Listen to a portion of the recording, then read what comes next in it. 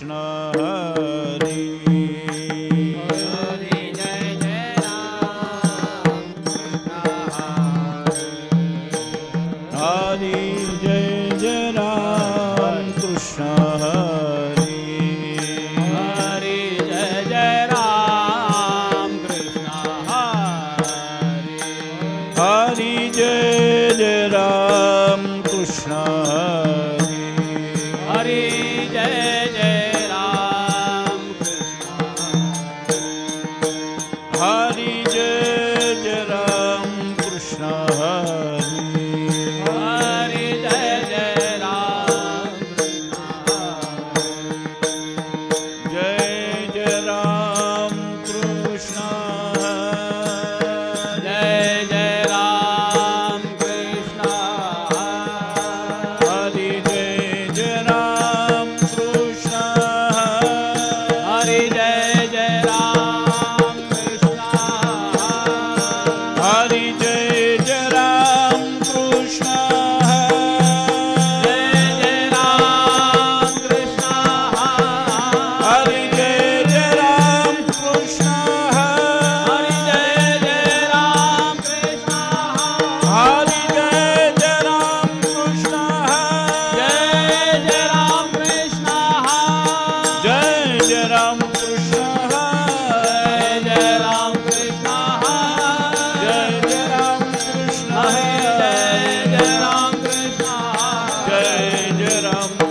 हरि जय जय राम हरि जय जय राम कृष्ण हरि जय जय राम हरि जय जय राम कृष्ण हरि जय जय राम कृष्ण हरि जय जय राम हरि जय जय राम कृष्ण हरि जय जय राम हरि जय जय राम कृष्ण हरि जय जय राम हरि जय जय राम हरि जय जय राम हरि जय जय राम हरि जय जय राम हरि जय जय राम हरि जय जय राम हरि जय जय राम हरि जय जय राम हरि जय जय राम हरि जय जय राम हरि जय जय राम हरि जय जय राम हरि जय जय राम हरि हरि हरि जय जय राम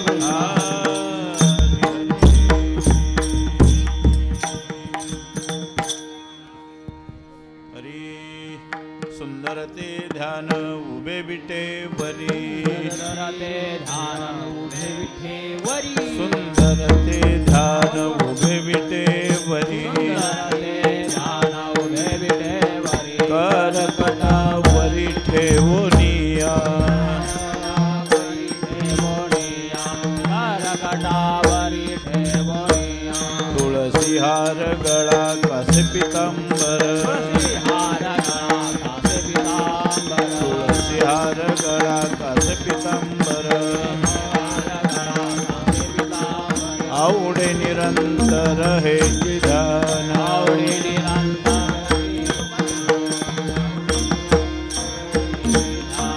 मकर कुंडले तल्पती श्रवणी मकर कुंडले तल्पती श्रवणी कंटिकस्तु भमणी विराजित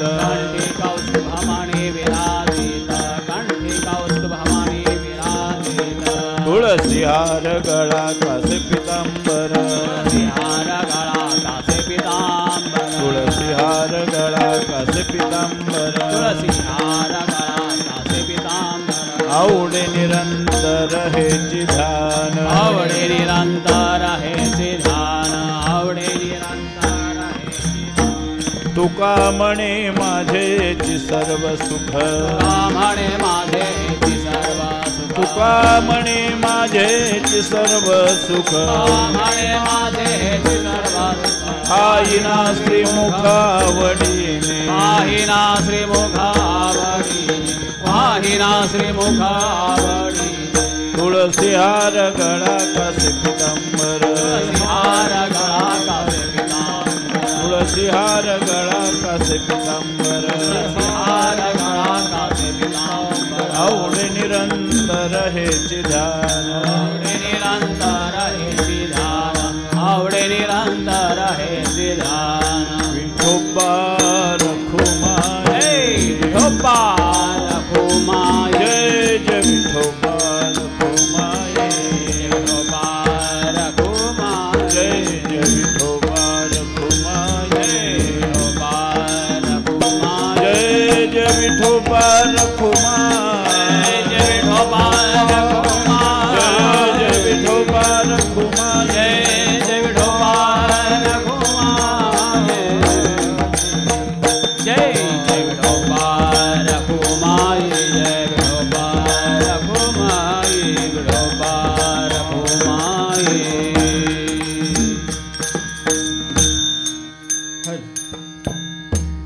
मॉनिटर लावायचं समोर.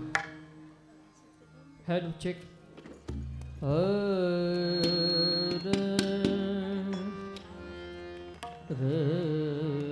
वाढवा आवाज वाढवा.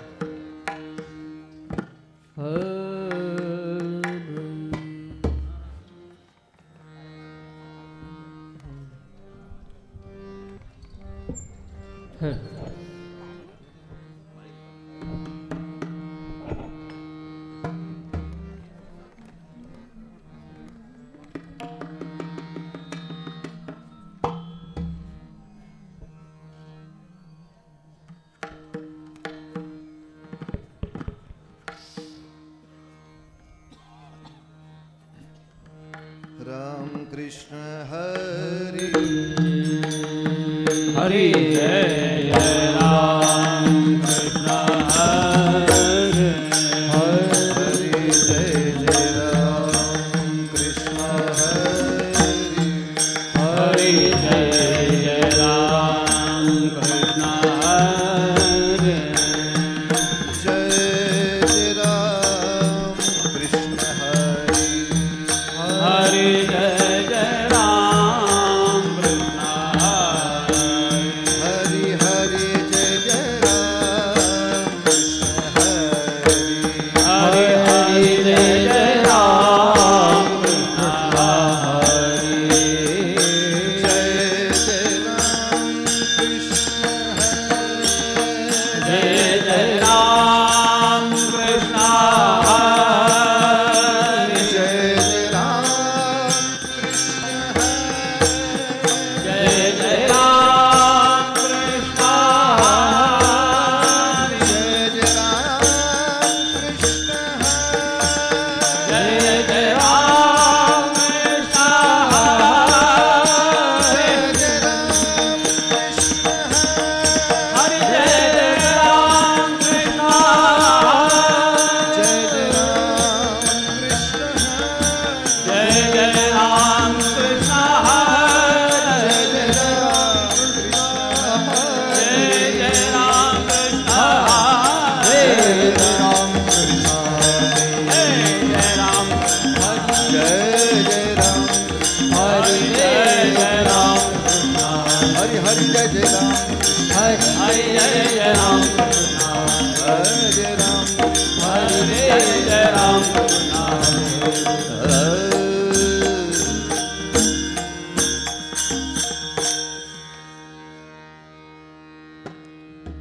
रूप पाहता लोचनी सुख झाले ओ साजणी सुख झाले ओ साजणी सुख झाले ओ साजणी रूपा पाहता लोचने सुख झाले हो साजनी सुख झाले हो साजनी सुख झाले हो साजनी तुहा विठ्ठल बरवा तुहा माधव बरवा तुहा माधव बरवा तुहा माधव बरवा हा विठ्ठल बरवा तुहा माधव बरवा तुहा माधव बरवा तुहा माधव बरवा बहुत सुकृताची जोडी म्हणून विठ्ठली आवडी म्हणून विठ्ठली आवडी म्हणून विठ्ठली आवडी बहुत सुकृताची जोडी म्हणून विठ्ठली आवडी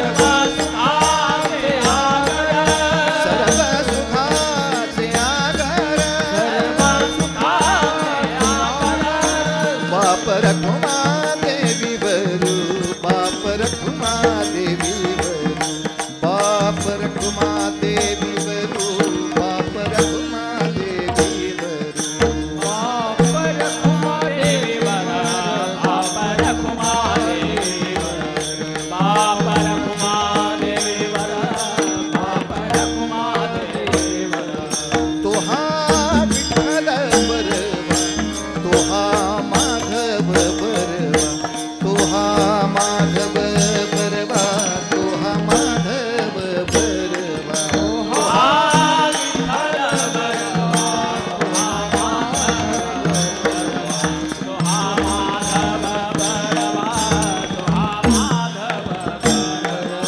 जय जय राम कृष्ण हरि जय जय राम कृष्ण हरि जय जय राम कृष्ण हरि जय जय राम कृष्ण हरि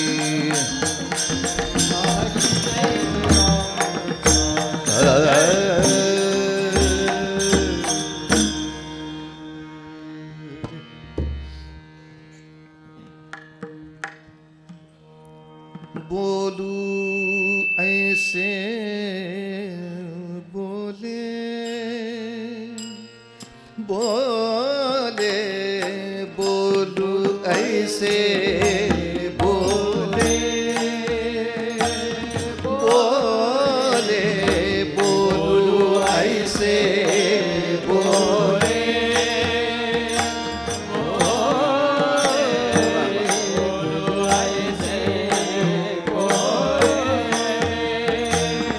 जेणे बोले विठ्ठल डोले जेणे बोले विठ्ठल डोले प्रेम सर्वांगाचे ठाई प्रेम सर्वांगाचे ठाई बोले विठ्ठल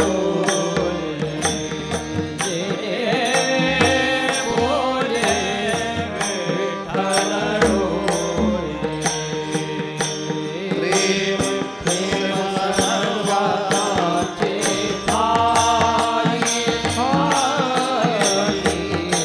वाचे विठ्ठल रखुमा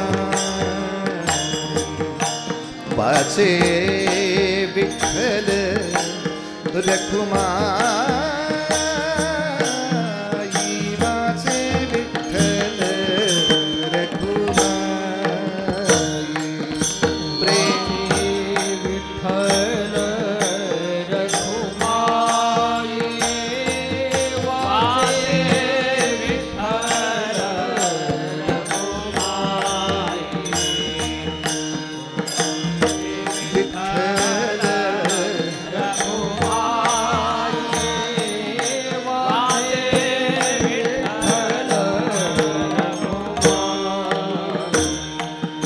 नाचू कीर्तनाचे रंगी नाचू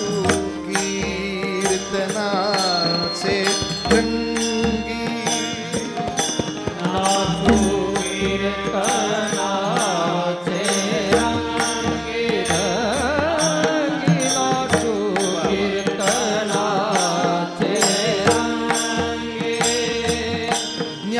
ज्ञानदीप लावू जगी ज्ञानदीप लावू जगी ज्ञानदीप लावू जगी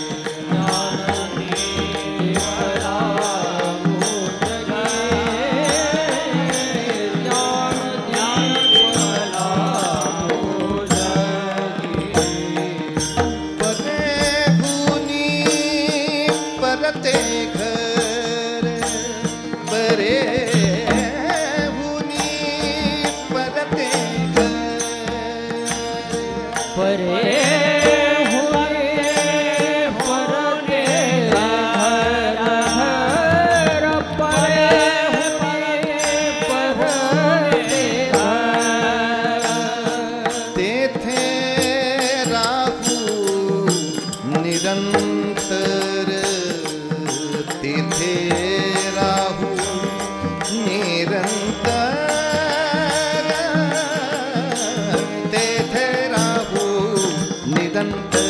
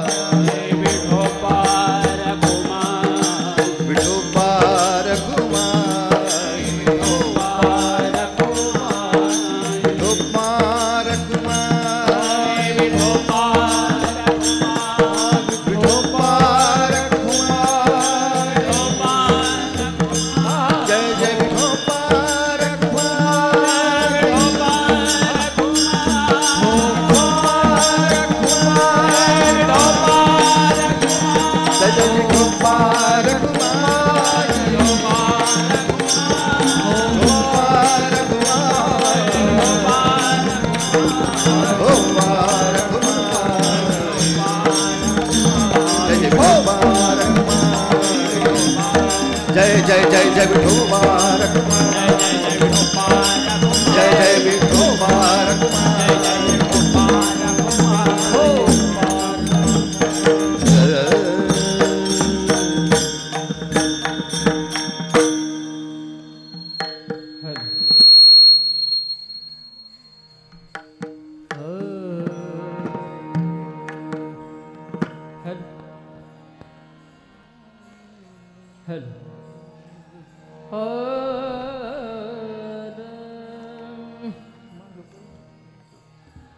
बोलू ऐसे बोले, बोलू ऐसे बोले, बोलू ऐसे बोले, बोलू ऐसे बोले, बोलू ऐसे बोले, बोलू ऐसे बोले,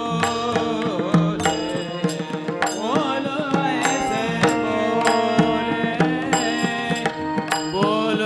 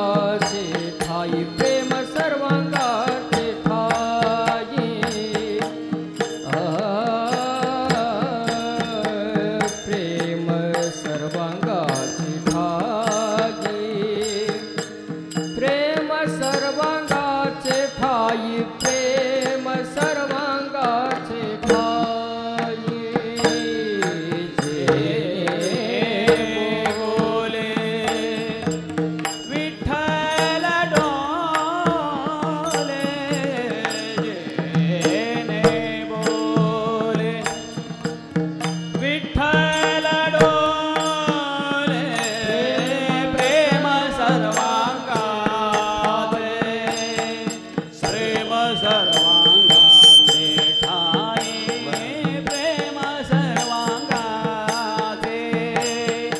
प्रेम सर्वांगाचे ठाई वाचे विठ्ठल रखुमाई वाचे विठ्ठल वाचे विठ्ठल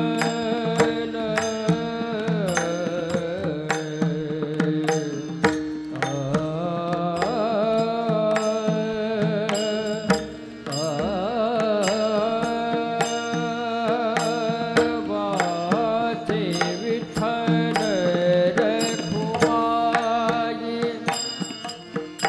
वाचे विठ्ठल वाचे विठ्ठल रखुमाई वाचे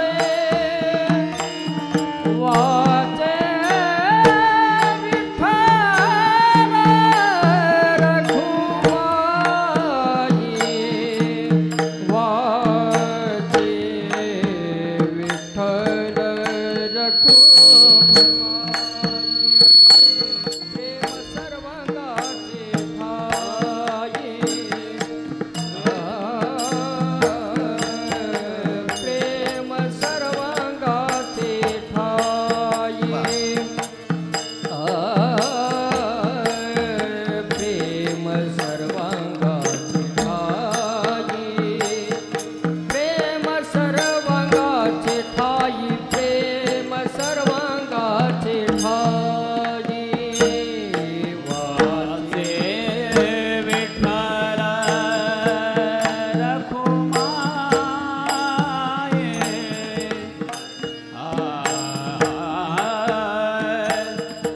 वाचे विठ्ठल रखुमाई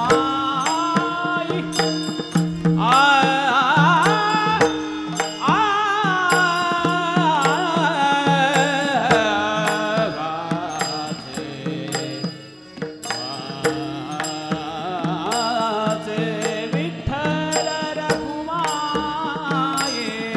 प्रेम सर्वांगाचे ठाई प्रेम सर्वांगाचे ठाई प्रेम सर्वांगाचे ठाई प्रेम सर्वांगाचे ठाई प्रेम सर्वांगाचे ठाई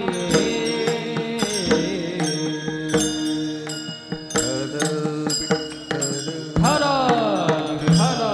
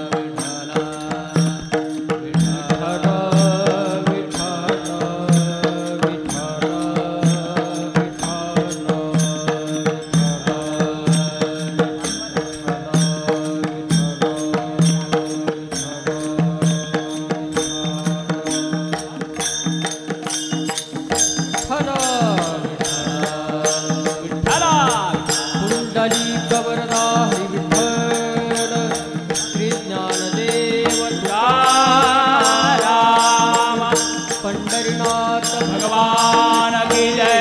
माऊली ज्ञानेश्वर महाराज की जय। तुकाराम महाराज की जय।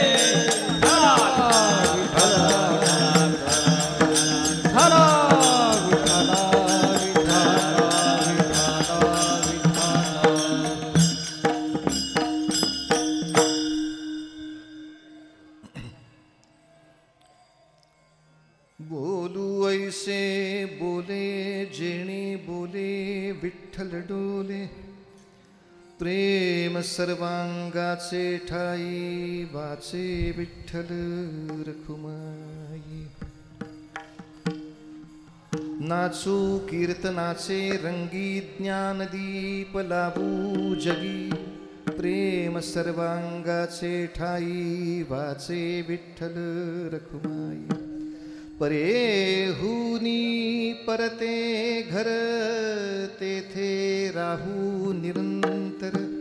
प्रेम सर्वांगाचे ठाई वाचे विठ्ठल रखुमाई. सर्व सत्ता आली हाता नाम याचा खेचर दाता. प्रेम सर्वांगाचे ठाई वाचे विठ्ठल रखुमाई. पांडुरंगा करू प्रथम नमन. पांडुरंगा करू प्रथम नमन.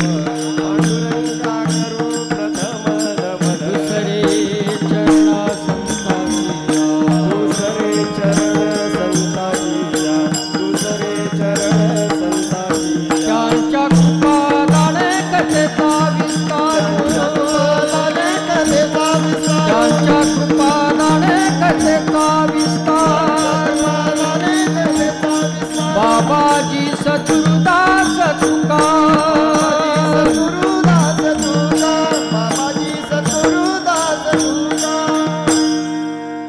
अलंकापुरी पुण्यभूमी पवित्र जिथे नांदतो ज्ञानराजा सुपात्रतया ठेविता महापुण्यराशी. नमस्कार माझा सद्गुरु ज्ञानेश्वरास.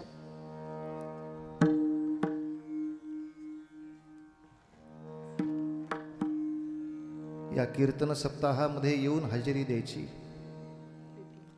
असा अनेक वर्षांचा प्रयत्न चालू असता असता असता शेवटी या वर्षी तो योग आला. अनेक वर्ष बेत रचला जात होता.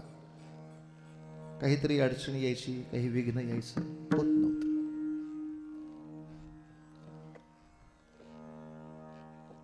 जसं भगवंताच्या मनात तसा योग जोडून आला. या ठिकाणी येऊन एका बाजूने खूप आनंद झाला आणि खूप दुःख झालं. आनंद असा झाला की एवढं मोठं तीर्थक्षेत्र पाहायला मिळालं, अनुभवायला मिळालं. आणि दुःख असं झालं की वयाची 50 उलटल्यावर आलो तोपर्यंत बुद्धीच नाही झाली इथे यायची. त्याचंही मनाला वाईट वाटलं. काय करावं. असो, पण better late than never. Something is better than अजिबात नथिंग. असं आपल्याकडे ज्या म्हणी आहेत त्याप्रमाणे जमून गेलं सगळं प्रकरण. आपल्या सगळ्यांचे आशीर्वाद, महाराजांचे आशीर्वाद, गुरुदेवांचे आशीर्वाद, या सर्व उत्तम साथीदारांची साथ, या सगळ्यांच्या कृपेनं आजच्या निरूपणाचा अभंग आपल्या समोर चिंतनासाठी मांडला. भक्त श्रेष्ठ नामदेवरायांचा अभंग. अगदी आत्ता साहित्य संमेलन झालं नाशिकमध्ये. पण साहित्य संमेलनामध्ये मोठ्या मोठ्या साहित्यिकांना जर हा प्रश्न विचारला की मराठी साहित्याची निर्मिती करणारे पहिले कोण, तर त्यांनाही काही नाव सांगता येईल असं दिसत नाही. तर मराठी भाषेमध्ये म्हणजे जे आत्ता आपण मराठी बोलतो ऐकतो त्या भाषेमध्ये, ज्ञानेश्वरीची ही भाषा मराठीच आहे पण ती बहुतांशी प्राकृत आहे. तुम्ही आम्ही रोज बोलतो ती भाषा ती नाही. अगदी तुमच्या आमच्या आत्ताच्या भाषेपर्यंत ज्याची नाळ येऊन मिळते अशी भाषा. या भाषेमध्ये अभंग गाथा प्रथम निर्माण करणारे नामदेव महाराज, याच बरोबरीनं आपल्या समकालीन अनेक संतांची चरित्र आपल्या गाथेमध्ये लिहिणारे, म्हणजे एखाद्याचं चरित्र लिहून काढावं असे आद्य मराठी चरित्रकार तेही नामदेव महाराज. आणखीन म्हणायचं झालं तर आद्य मराठी आत्मचरित्रकार. स्वतःचं चरित्र कोणी लिहिलंय आणि कोणताही आडपडदा न ठेवता चरित्र कोणी लिहिलंय. आपले सगळे दोष झाकण्यातच आपलं आत्मचरित्र जातं. पण जे जे होतं, जे दोष होते ते अगदी उघडपणे मान्य करून निपक्षपाती इतकं सुंदर आत्मचरित्र महाराजांनी आपल्या गाथेमध्ये दिलं. किती गोष्टीची पेटंट आपल्याकडे आहे ती किमान माहिती तर पाहिजेत. की पहिले आत्मचरित्रकार आपल्या संत वाङ्मयाकडे आहेत, पहिले चरित्रकार संत वाङ्मयाकडे आहेत, पहिले अभंगकार संत वाङ्मयाकडे आहेत. आणि महाराष्ट्राच्या सीमा ओलांडून या देशाच्या दोनही टोकापर्यंत भागवत धर्माचा झेंडा नेणारे आद्य कीर्तनकार पुन्हा नामदेव महाराजच आहेत. तेव्हा नामदेव महाराजांचं हे प्रचंड मोठं असलेलं यश बघून अनेकांच्या मनामध्ये इच्छा झाली, महाराज आम्हाला सुद्धा वाटतंय असं यशस्वी व्हावं, असं काहीतरी भव्य दिव्य कार्य आमच्या हातून व्हावं. म्हणजे सगळ्यांना वाटतंय गोष्ट चांगलीच आहे, पण कसं आहे एवढं मोठं कार्य करायचं म्हणजे फार पथ्य पाळावी लागतात बाबा, फार पथ्य पाळावी लागतात. आणि ती कोणती पथ्य पाळायला लागतात, ती पथ्य पाळल्यामुळे काय होतं या सगळ्याचं वर्णन या अभंग गाथेमध्ये आपल्याला मिळत आहे. प्रत्येक संतांनी त्यांचं जीवन ध्येय सांगितलं आहे. माऊलींना विचारलं तर त्यांनी आपलं जीवन ध्येय सांगितलं, अवघाची संसार सुखाचा करीन आनंदे भरीन तिन्ही लोक, मी नक्की हेच काम करीन. तुकोबांना विचारलं त्यांनी जीवन ध्येय सांगितलं, आम्ही वैकुंठीचे वासी आलो याचे कारणाशी, बोलिले जे ऋषी ते साच भावे वर्ताया, धर्माचे पालन करणे पाखंड खंडन हेच आम्हा करणे काम. आपण कशासाठी आलोय ते डोक्यात पक्का आहे. समर्थ रामदास स्वामींना विचारलं तुम्ही कशाला या पृथ्वी तलावर जन्माला आलात, गमू पंथ आनंद या राघवाचा, याच्यासाठी आलो. तसं नामदेव महाराजांना जर विचारलं तुम्ही कशासाठी अवतरित झालात, तर नाचू कीर्तनाचे रंगी, माझं हे जीवन ध्येय आहे. या जीवन ध्येयाने मी आजपर्यंत प्रचंड मोठं यश या भारतामध्ये संपन्न केलं आहे, संपादन केलं आहे. मात्र अशा यशामध्ये तुम्हाला सहभागी व्हायचं असेल, तुम्हाला याचे सहकारी व्हायचं असेल, तर मात्र थोडी पथ्य पाळली पाहिजे बाबा, थोडी पथ्य पाळली पाहिजे. कुठल्या पथ्याने सुरुवात करू, त्या पथ्याचं पहिलं पथ्य म्हणजे अभंगाचं पहिलं चरण. बोलू ऐसे बोले, बोलू ऐसे बोले, बोलू ऐसे बोले, बोलू ऐसे बोले, जेने बोले विठ्ठल डोले, जेने बोले विठ्ठल डोले, जेने बोले विठ्ठल डोले, न बोले विठ्ठल डोले, प्रेम सर्वांगाचे ठाई, सर्वांगाचे ठाई, प्रेम सर्वांगाचे ठाई, सर्वांगाचे ठाई, प्रेम सर्वांगाचे ठाई, सर्वांगाचे ठाई, प्रेम सर्वांगाचे ठाई, सर्वांगाचे ठाई. पहिलं पथ्य बोलू ऐसे बोले, जेणे बोले विठ्ठल डोले. आयुष्यामध्ये असंच बोलायचं ज्याने भगवंताला संतोष वाटला पाहिजे. बोलू म्हणजे आम्ही सगळे बोलू. कसे बोलू, ऐसे बोले, अशा बोलांनी बोलू, अशा शब्दांनी बोलू, अशा वाक्यांनी बोलू. कशा वाक्यांनी, जेणे बोले, जे बोलल्यामुळे विठ्ठल डोले, भगवंताला संतोष होईल अशा तऱ्हेनंच बोलायचं, अन्यथा बोलायचंच नाही. आता प्रश्न असा उभा राहणार आहे, भगवंत मला कधी येऊन सांगणार की तू बोललेलं मला आवडतंय किंवा नाही आवडत आहे. अशा वेळेला भगवद्गीतेचा आधार घ्यायचा आणि त्याच्यामध्ये भगवंत सांगतात, ईश्वर सर्वभूतानां हृद्देशे अर्जुन तिष्ठती. हे अर्जुन, सर्वभूतानां हृद्देशे ईश्वरः तिष्ठती. असं जरा व्यवस्थित सांगितलं की लोकांना कळतं की बुवाला संस्कृत कळतंय. उगा आपलं पाठांतर नाही सांगत आहे, व्याकरणासकट इसकटून सांगतोय. हे अर्जुन, सर्वभूतानां हृद्देशे ईश्वरः तिष्ठती.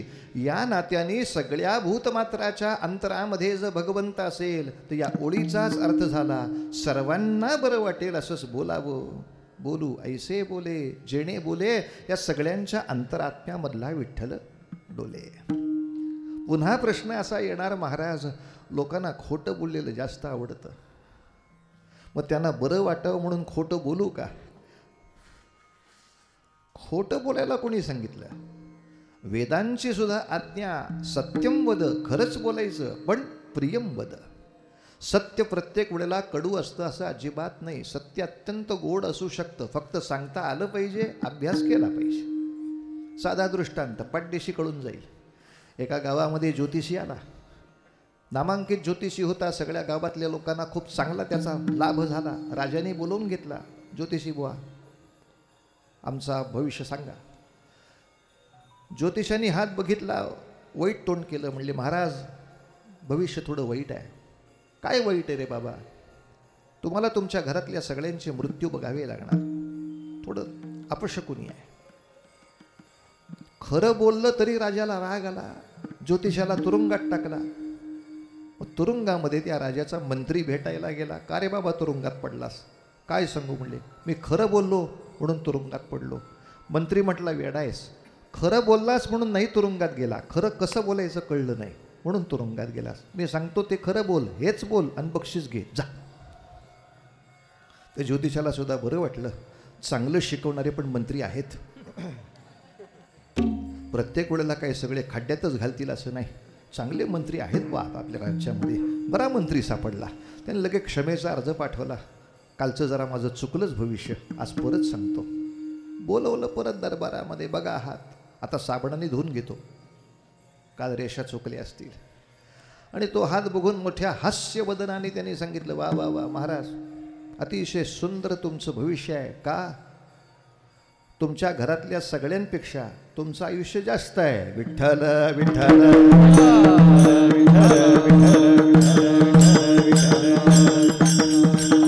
काय वेगळं सांगितलं? कालचंच सांगितलं. पण तुझ्या देखत सगळे मरणार आहेत हे सांगण्यापेक्षा सगळ्यांपेक्षा तुझं आयुष्य जास्त आहे, सत्यच सांगायचं आहे ना. तर बोलू ऐसे बोले जेणे बोले विठ्ठल डोले. आपलं असंच बोलणं पाहिजे. जागतिक शांततेचं नोबेल पारितोषिक संतांनाच द्यावं. कारण जगातली 99% भांडणं तोंडानीच होतात, आणि तोंड कमी पडलं की हातापायाने होतात.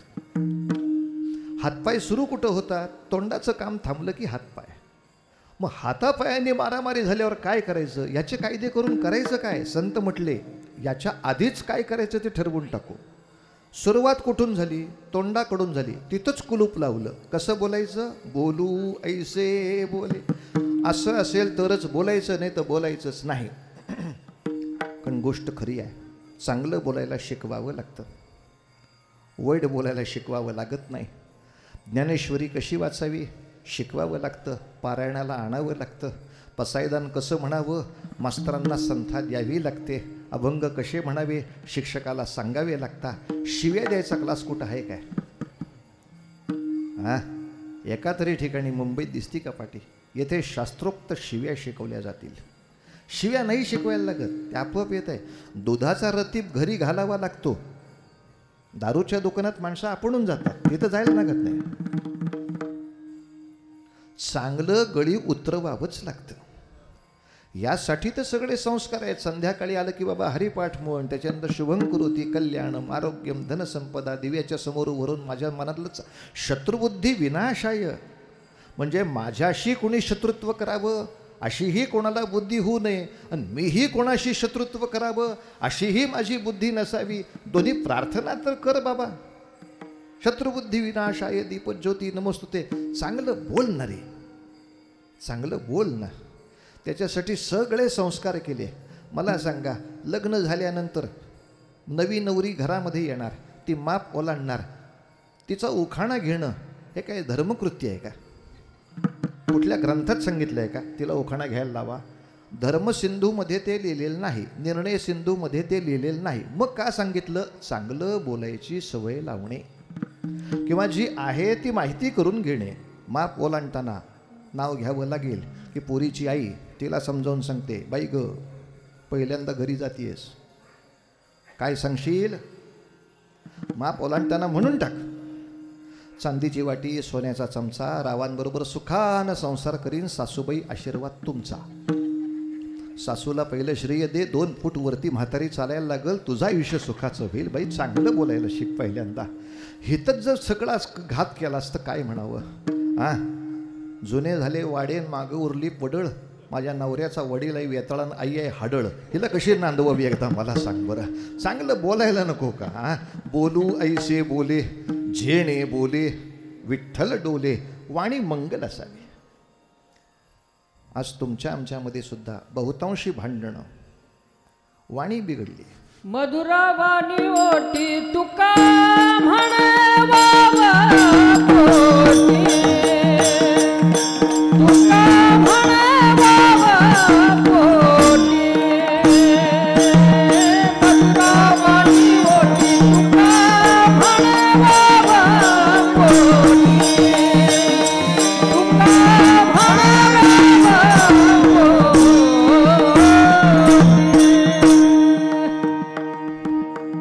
तुम्ही बघा समाजामध्ये प्रत्येक जण एकमेकाबद्दल काहीतरी वाईट बोलतो, कोणत्याही कारणाने असेल. किराणा मालाचं दुकान असलं की आम्ही म्हणणार काय वाणगट आहेत बघा, एक एक हरामखोर आहेत. पण एखादा सरकारी खात्यात आला की म्हणणार कसे बघा खुशाल फुकट खाऊ आहेत बघा. काही काही कारण आहे, कशाला वाईट बोलायचं सगळ्याबद्दल? बरं, एखादा माणूस उत्तम न्हाव्याचं दुकान चालवतोय, आपल्याला नावं ठेवायची काही गरज आहे का? पण कुठलीही गोष्ट हलक्या दर्जाची म्हणायची म्हणजे हजामतीवरच यायचं. आम्ही काय हजामती नाही करत, ते सोपं आहे काय? ते सोपं आहे का? मान खाली करा म्हटल्याबरोबर पंतप्रधान सुद्धा मान खाली घालतात, असा कोण आहे? फक्त न्हावीच. शिवाजी महाराजांच्या शिवा न्हाव्यांनी त्यांचे प्राण वाचवलेत, हजामती कमी का समजता? कशासाठी बोलायचं असं? अमुक कोणी मराठा जातीमध्ये त्याच्यावरती काहीतरी टॉन्टिंग करायचं, कोणी ब्राह्मण जाती येते हे झाले भट बामण आहेत म्हणून बॉम्बला लागायचं, कोणी महार आहे हे सगळी महारडी आहेत. काय तोंड आहे आमचं? ह्यानी ह्याला महारड्या म्हणायचं, त्यांनी त्याला भटुरड्या म्हणायचं. चांगलं बोलताच येत नाही. ज्यांना मुळात एकमेकाबद्दल चांगलं बोलताच येत नाही ते अजून आपल्या संत वाङ्मयाच्या बालवडीत पण नाहीत. संतांच्या बालवडीचा पहिला नियम आहे, पहिला हित आलास की काय करायचं? ज्या काही एकमेकाच्या तोंडात मारायच्या त्या चपला तिकडं ठेवायच्या, आणि हित आल्यावर एक एका लागतील पाहिरे. बोलू ऐसे बोले, जेणे बोले, विठ्ठल डोले. फक्त एक आहे मात्र, नुसतं एकमेकाच्या बद्दल चांगलं बोलून उपयोगाचं नाही, तसं वागलं पाहिजे. नाही तर मग काय बोलायला काय कमी आहेत काय माणसं? आपले महाराज असा रस्त्यात खड्ड्यात पडलेले दिसला, काय करताय महाराज? काय नाही, भाजी विकतोय, एका खड्ड्यात पडलेली दिसतोय. काय करताय? वर्ण विचारतो मला, काय करताय महाराज? काय भाजी निवडतोय, खड्ड्यात बसून. काय विचारतो लेका?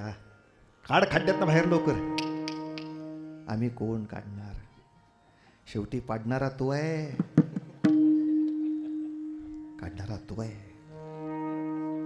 माणसाचे काय हा उपयोग? कर प्रवचन कर हरामखोरा माझ्यासमोर, मी बसतो खड्ड्यात, तुम्ही लवकरात लवकर खड्ड्यातनं बाहेर यावं अशा माझ्या शुभेच्छा आहेत. नुसतं बोलू ऐशी बोलू,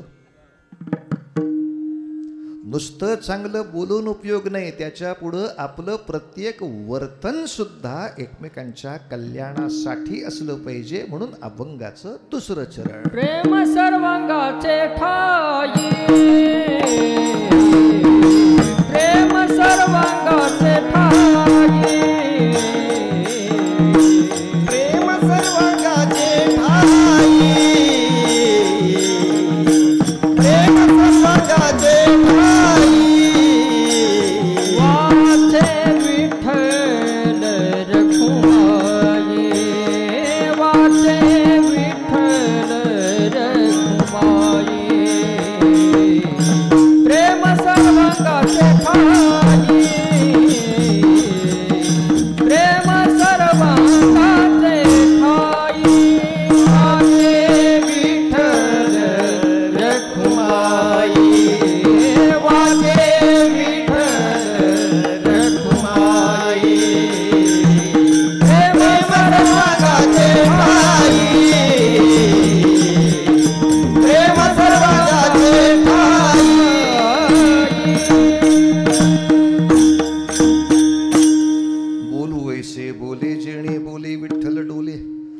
सांगा, आपल्या घरामध्ये जरा एकदा बघा की तपासून, पहिली ओळ जमते का? घरामध्ये महाराज म्हणून जाऊन बसलो की प्रत्येक जण दुसऱ्याबद्दल वाईट सांगतो. येऊन घरातला मालक असतो तो मालकिणीबद्दल सांगतो, काय आमची ही येडवडच आहे. मग ती बायको येऊन सांगते, यांच्या जास्त उगाच नादी लागू नका, हे अडाणीच आहे. पोरं म्हणतात, आईबाप म्हणजे म्हसोबा परवडला. अरे काय चाललं बाबा, काकाबद्दल चांगलं बोलत नाही, मामाबद्दल चांगलं बोलत नाही, मित्राबद्दल चांगलं बोलत नाही. बरं कसा व्यवसाय कसा चाललाय, काय मिली कटकट आहे. बरं घरचा स्वयंपाक कसा चाललाय, काय मिली कटकट आहे. दुसरं नाहीच जगात. का नाही चांगलं बोलत? ताई तुम्हाला बराच स्वयंपाक करावा लागतो हो, महाराजांना नैवेद्य करते, कष्ट कुठं आहे? काका तुम्हाला शेतीत लय काम करावं लागतं हो, महाराजाची सेवा आहे, कष्ट कुठं आहेत? मी जे जे करतोय ते भगवंताची सेवा म्हणून करतोय, त्याला नैवेद्य चांगला मिळावा म्हणून करतोय, त्याचा प्रसाद लोकांना म्हणून करतोय. कशाला त्रास करून घ्यायचा, कशाला वाईट? प्रेम सर्वांगाचे ठाई. कोणाच्या सर्वांगाचे ठाई? सर्व अंग कोणाचं? माझं का देवाचं? माझं प्रेम कोणाच्या सर्वांगावर पाहिजे? निश्चित उत्तर भगवंताच्या. हे सगळं विश्व हे भगवंताचंच सर्वांग ना, तोच सगळ्या रूपांनी नटला नव्हे काय? चिदविलास वाद जो माऊलींनी मांडला तो हाच नव्हे काय? पशु पक्षाच्या पासून ते वृक्ष वेलींपर्यंत हे भगवंताचंच रूप आहे, हे मान्य नव्हे काय? मग माझं प्रत्येक गोष्टीशी वर्तन प्रेम सर्वांगाचे ठाई. या भगवंताच्या सर्व अंगावरती माझं नितांत प्रेम आहे. असंच वागलं पाहिजे आणि असं वागताना वाचे विठ्ठल रखुमाई. एका बाजूला मी सगळ्या जगामध्ये चांगलं वागतोय, चांगलं बोलतोय, परोपकार करतोय, मग नामाची गरज काय असं म्हणू नको. आणि नाम घेतोय मग परोपकाराची गरज काय असंही म्हणू नको. कारण एक आहे एक नाही हे पण पंगूपणच आहे. डावा डोळा आहे ना, हो दिसतंय ना सगळं तुम्हाला, हो मग उजवा कशाला पाहिजे असं कुठं नियम असतोय काय? अनेक लोकांचे दुर्दैवानी अपघातामध्ये तुटलेले असतात, एका हाताने जमतंय ना, मग तुला दोन हात कशाला पाहिजे, हाय तो तोड असं कोण म्हणते? हे परोपकार आहे म्हणून नामाची गरज नाही असं नाही, आणि नाम आहे म्हणून परोपकाराची काय गरज अशीही गरज नाही. तेव्हा बोलू वैसे बोलमध्ये सामान्य बोलणारं चांगलंच बोलावं. दुसऱ्या ओळीमध्ये वागणं सगळ्याशी चांगलं असावं, पण हे वागणं बोलणं चालू असताना वाचे विठ्ठल रखुमाई विसरायचं नाही. यासाठी आपला जगद्गुरु तुकोबरा यांचा प्रसिद्ध अभंग घेई घेई माझे बस, घेई घेई माझे बस, घे ग ग ग ग ग ग रे रे रे रे रे रे ध ध ध सा सा रे रे रे अरे रे ग ग ग अग. मग अग काय म्हणते आपल्याला? गप गप गप गप. मग आपण म्हणतो मला सारखं गप म्हणू नको, दिन पाठीत धप धप धप गप ध गप गरे सारे गप ध ज्योति कलश छलके सारे ग गरे ग गरे ग गरे ग गरे ग गरे ग गरे गरे गरे ग पगरे ग प प प ग प पग प पग प पग प ग प ध ध ध ध प ध ध प ध ध प ध प द द सा रे ग प द सा सा द प ग रे सा रे ग प ग प द प द सा घे घे माझे बासे घे घे घे माझे बासे घे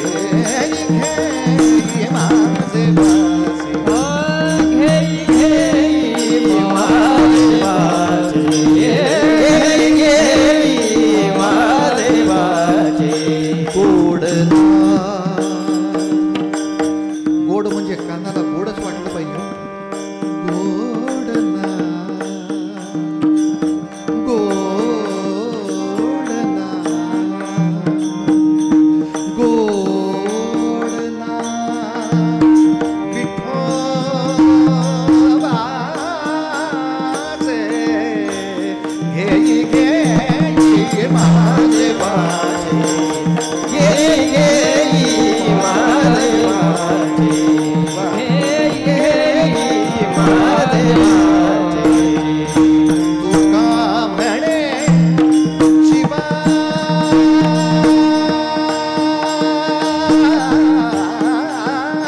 तुका म्हणे शिवा तुका म्हणे. थोडं आ करून गाऊया. आ गाऊ वा लय आगाऊ आहे. आ करून टाक. गायचं म्हणजे वेगळं नसतंय.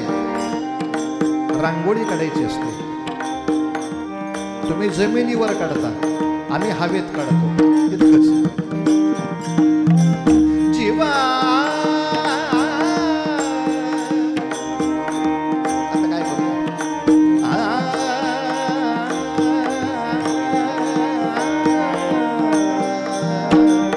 चार बोटात रांगोळीच आहे माझ्या.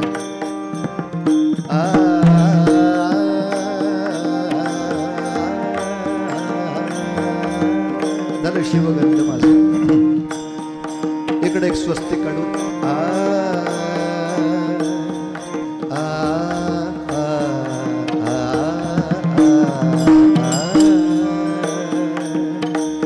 मग ठिपके देऊ.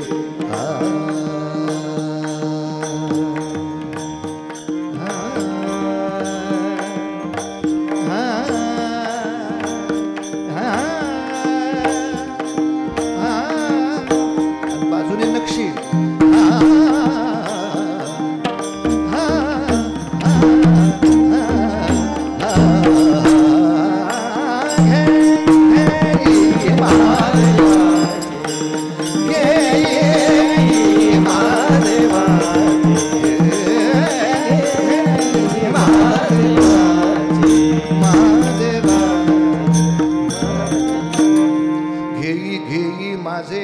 काय अभंग मजेशीर आहे.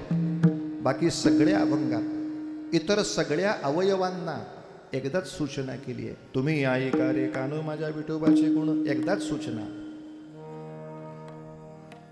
तुका म्हणे काय जीवा नको सोडू या केशवा. एकदाच. मना तेथे धावगी राही विठोबाचे पायी. एकदाच सूचना. हित मात्र 2 वेळा. घेई घेई अग सटवी. अग घे की ग माझी आई. घेई घेई माझे हे हे हे हे. तोंडात नाम येणं जमत नाही. जरा कोथिंबीर निवडायला घेतली, ती शेजारच्यांची गंगू पळाली का ग. तुला काय करायचं. ती मरायला पळून जाऊ दे, नाही तर हविरीत मरू दे. मग शोधायची असेल तर नीट शोध आणि त्याच्यावर काम तरी करू. हो काय इकडच्या चौकशा तिकडच्या चौकशा इकडच्या चौकशा. यांना वेड लागलं होतं. त्याचं काय झालं. आलाय दारात. बोलव काय पुढं. हो काय आपलं काहीतरी. त्यापेक्षा पांडुरंग हरी वासुदेव हरी पांडुरंग हरी वाचे विठ्ठल रखुमाई. वाचे विठ्ठल रखुमाई. एवढी 2 पथ्य पाळली की मग तुम्ही जे कीर्तन कराल त्याला यश मिळणार आहे. मग त्या कीर्तनाचं यश इतकं जबरदस्त असेल की त्या कीर्तनातून आपोआप लोकांच्या हृदयामधलं अज्ञानाचं अंधकाराचं वलय निघून जाणार आणि तिथे उत्तम असा अध्यात्माचा ज्ञानदीप तुमच्या वाणीनं लागणार. पण यासाठी पहिली 3 पथ्य पाळ. चांगलंच बोल, चांगलंच वाग. हे सगळं अभ्यास करत असताना पांडुरंगाचं नाव सातत्याने मुखामध्ये ठेव आणि मग आता कीर्तनाला उभा राहा. त्या कीर्तनाचा रंग काय दिसेल? अभंगाचं तिसरं चरण. नाचू कीर्तनाचे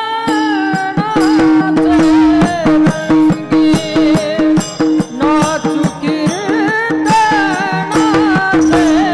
रंगी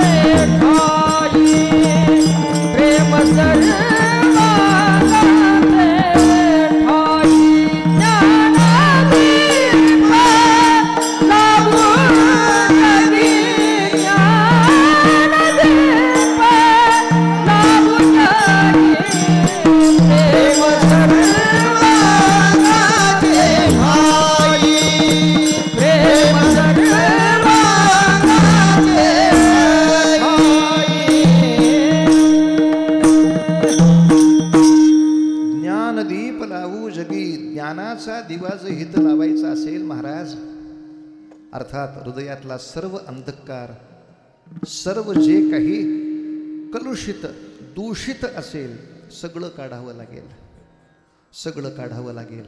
कारण कंदिलाच्या काचेवर जितकी घाण असेल तितकं मधली ज्योत चांगली असून सुद्धा प्रकाश नाही मिळणार. वात चांगली आहे, ज्योत चांगली आहे, प्रकाश येत नाही का? कंदिलाची काच खराब आहे. त्या खराब काचेवरच्या बऱ्याच गोष्टी काढून टाकाव्या लागतात महाराज. तेव्हा असलेला ज्ञानदीप उजळताना दिसतो. तो काही बाहेरनं आणायचा नाही, तो हितच आहे. तो जाणवत नाही, त्याचा अनुभव येत नाही, कारण तो अहंकाराचा पडदा अजून पुरेसा घासला नाही गेला. आणि तो अहंकाराचा पडदा तुमच्या आमच्या मनातला संपूर्णतः बाजूला करू शकतील असे हे सगळे महात्मे आहेत. फक्त त्यांच्या सहवासात जाऊन ते म्हणतात ते मनोभावे ऐकलं पाहिजे, मनन केलं पाहिजे. होते हो. काही वेळेला छत्रपती शिवरायांचं चरित्र बघताना सुद्धा असं वाटतं की अरे, संतांनी त्यांना जी पदवी दिली ती किती योग्य आहे. श्रीमान योगी म्हणजे एखाद्याला योग साधना करताना योगी म्हणावं तर इथे राज्य साधना करणाऱ्या एका महापुरुषाला संतांनीच म्हणावं योगी माणूस आहे. का? याच्या वाणीमध्ये ती शक्ती आहे की तुमच्या मनातला अहंकार काढून टाकता येईल. अहो, प्रत्येकाच्या मनात एकमेकाच्या बद्दल आकस असणारे अहंकार होते म्हणून तर महाराष्ट्रात हिंदवी स्वराज्य होतच नव्हतं. शहाजीराजाला मी कशाला मदत करू, मी त्याच्यापेक्षा मोठा. हे म्हणणार ह्याला मदत कशाला करू, मी त्याच्यापेक्षा मोठा. प्रत्येकाच्या अहंकाराचं कवच नारळाच्या करवंटीपेक्षा त्रासदायक. राजाने पहिल्यांदा ती ताकद दाखवली. 2 लाख नारळ फोडून एकत्र गोपाळकाला केला. राजांच्या सैन्याची संख्या 2 लाख. लोकांच्या मनातला अहंकार, ती काजळी काढून टाकायची ताकद त्या वाणीमध्ये आहे, त्या उपासनेमध्ये आहे, त्या योगामध्ये आहे. साधा दृष्टांत आहे का? फार मजेशीर आहे. प्रतापगडचं युद्ध आपल्या सगळ्यांनाच माहिती आहे. प्रतापगडच्या युद्धामध्ये शत्रूचं सगळं सैन्य मारून टाकावं आणि तुझं सगळं सैन्य मारलं हे त्याच्या राजधानीत आपणच जाऊन सांगावं अशी राजांची इच्छा होती. विजापूरचं सैन्य होतं, सगळं सैन्य प्रतापगडच्या देवीच्या पायरीशी संपवणार आणि विजापूरला जाऊन सांगणार तुझं सगळं सैन्य माझ्या देवीच्या समोर बळी गेलंय, बोल काय करतोस. पण ती इच्छा पूर्ण नाही झाली, कारण सैन्यातल्याच एका माणसानं फितुरी केली. शत्रूच्या एका तुकडीला बाहेरचा रस्ता दाखवला आणि एक तुकडी शत्रूची पळाली. राजांचा जळफळाट झाला थोडा, पण तरी शांत राहिले महाराज. शिवाजी महाराजांची सरशी झाली होती. आता ऐका काय झालं. सरशी महाराजांची झाल्यामुळं ज्यानं फितुरी केली त्याची झाली पंचायत. विजापूरचे सगळेच मेले, तिकडच्या मंत्रिमंडळात जागा नाही. आणि शिवाजीराजाची फितुरी केली, इकडच्या मंत्रिमंडळात जायचं आहे. कुठंच जायचो आपण. मग पठ्ठ्यांनी मोठा वशिला लावला. महाराष्ट्रामधले शिवाजी महाराजांच्या सैन्यातले अत्यंत बुजुर्ग, ज्यांचं नाव कान्होजी जेधे. कान्होजी काका जेधे 60 वर्षाचे होते. त्यांची 5ही मुलं महाराजांच्या सैन्यात होती. ते स्वतः सेनापती पदावर होते. ते शहाजीराजांचे मित्र होते, म्हणजे शिवाजीराजांना वडिलांच्या ठिकाणी होते. अशा कान्होजी जेध्यांचा वशिला लावला. कान्होजी काका माझ्यासाठी शब्द टाका, पुढच्या मंत्रिमंडळात मी पाहिजे. कान्होजी काकाने शब्द टाकला आणि हा फितूर लेखाचा दरबारात यायला लागला. त्याला बघितलं की महाराज अस्वस्थ व्हायचे. हे पैसे खातात हरामखोर, शत्रूचे पैसे खायचे आणि पुन्हा आपल्या मंत्रिमंडळामध्ये आम्हाला नाकवर करून दाखवायचे. बघू बच्चमजी, तुझी पण येळ येणारच आहे. आणि एक दिवस त्याने स्वतःचं संकट घेतलं उडवून. आला पुढं, महाराज एक बातमी द्यायची आहे. काय बातमी आहे बाळा? औरंगजेबाचा मामा शाहिस्ते खान 1,00,000 फौज घेऊन इकडे येतोय. कधी कळलं तुम्हाला हे? 7 दिवस मागच कळलं. आत्ता सांगताय तुम्ही मला? ही एक पद्धत आहे शासकीय बातम्या द्यायची? 7 दिवस कुठे मेला होतात? नाही नाही, ही बातमी नाही आहे. मग कसली बातमी आहे? आपले कान्होजी जेधे आणि शाहिस्ता खानाला पत्र लिहितात. अरे ज्यांनी त्याच्या वशिल्याने तुला इथं आणला त्या मोठ्या माणसाबद्दल चुगल्या, आणि तेही माझ्यासमोर. मग नेताजी पालकरला बोलवला. नेताजी, आता ह्या ताजी भाजी याची, याचा एक हात कोपऱ्यातनं तोड आणि डावा पाय गुडघ्यातनं तोड. तोड म्हणजे तोड. आता फितुराचे हातपाय तुटले म्हणजे एका अर्थाने कान्होजींच्या शब्दाचा अपमान झाला. पण कान्होजींनी मध्यस्थी केली होती ना. कान्होजी काकाजी रागावून दरबारात आले. राजे, आमच्या शब्दाची काय मुलाहिजा राहिली? आमचा शब्द मातीमोल झाला. आम्ही सांगितलं त्याच्यावरती कोप करू नका आणि तुम्ही त्याला हातपाय तोडले. सगळ्या दरबाराच्या देखत राजे काय बोलले सांगतो. जे इतिहासात लिहिलंय ते सांगतो. म्हणून तर शिवाजी राजांनी अनेक युद्ध तलवारीनं जिंकली ती माहिती आहेत, पण कित्येक युद्ध जिभेनं जिंकली आहेत. म्हणून रामदास स्वामी म्हणतात, शिवरायांचे 8वावे रूप, शिवरायांचा 8वावा प्रताप, शिवरायांचा 8वावा साक्षेप भूमंडळी. प्रताप म्हणजे त्यांनी तलवार काढून जे केलं ते तर आठवच, पण शिवरायांचे कैसे बोलणे, शिवरायांचे कैसे चालणे, शिवरायाची सलगी देणे कैशी असे. अरे शिवाजी राजांकडनं शिकायचं तर बोलणं सुद्धा शिकावं लागतं.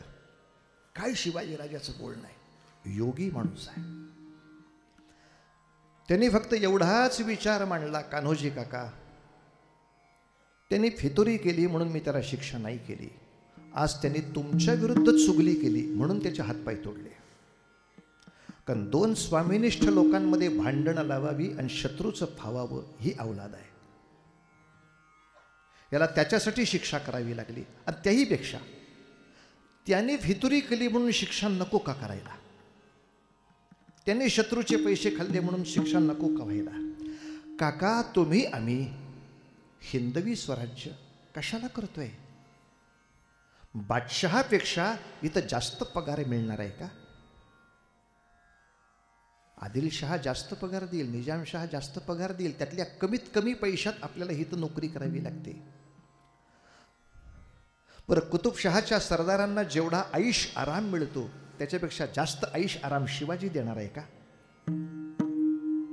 जास्त कष्ट देणार आहे. मग जास्त कष्ट आहेत, पैसे कमी आहेत, तरी आपलं हिंदवी स्वराज्य का करताय? आणि कान्होजींच्याच तोंडून उत्तर आलं, का करतोय म्हणजे देवी भवानीनं सांगितलंय हिथं महाराष्ट्रात न्यायाचं राज्य झालं पाहिजे, देवाचं राज्य झालं पाहिजे, साधू संतांचं राज्य झालं पाहिजे, म्हणून इथं आलो आहे.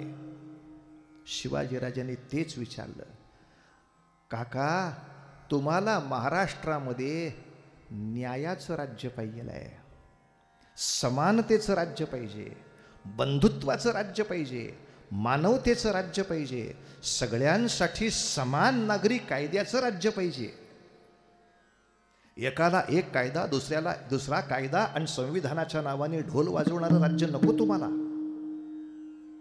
सगळ्यांना समान वागवणारं राज्य पाहिजे. मग काका एकच सांगा की या असल्या लोकांनी शत्रूचे पैसे खायचे आणि नंतर वशिले लावून पुन्हा आमच्या दरबारात येऊन बसायचं, याच्यामुळं न्यायाचं राज्य होईल काय? ज्याच्यासाठी तुम्ही मरताय, ज्याच्यासाठी मी मरतोय, ते राज्य होईल काय? काका मला राजा व्हायची तिळमात्र हौस नाही. मी असा जेरेटूप तुमच्या डोक्यावर ठेवतो, मी चुकत असेल माझ्या नरड्यावर तलवार चालवा, पण फितुराला शिक्षा व्हायला हवी का नको सांगा काका. 28 वर्षाचा पोरगा बोलतोय, 60 वर्षाचा बुजुर्ग ऐकतोय. काय इतिहास गोड आहे महाराष्ट्राचा. कान्होजी काकांनी गुडघे खाली टेकले, सगळ्या दरबारा देखत जमिनीला डोकं लावून नमस्कार केला शिवबाच्या समोर आणि एकच वाक्य म्हणले, राजा आजवर ऐकलं होतं ते खरं ठरलं. काय ऐकलं काका? अरे तुकोबांच्या कीर्तनात ऐकलं होतं रे बाबा, माणसं चुकत्यात देव कधी चुकत नाही. माणसं चुकत्यात देव कधी चुकत नाही. तो देवाचा अवतार आहेस बाबा. आम्ही साधी माणसं, आम्ही आमच्या मोहामध्ये अडकून पडलो. जाऊ द्या, आपलाच माणूस आहे, घ्या परत मंत्र्यांमध्ये. तो राजा देवाचा आहेस. उद्या शत्रूच्या बाजूनं कान्होजी काका जरी लढताना दिसला तरी उरावरती तलवार चालवायला विसरू नको, कारण राज्य शिवाजी राजाचं नाहीये, राज्य संतांचं व्हायला पाहिजे, राज्य देवाचं व्हायला पाहिजे, राज्य न्यायाचं व्हायला पाहिजे.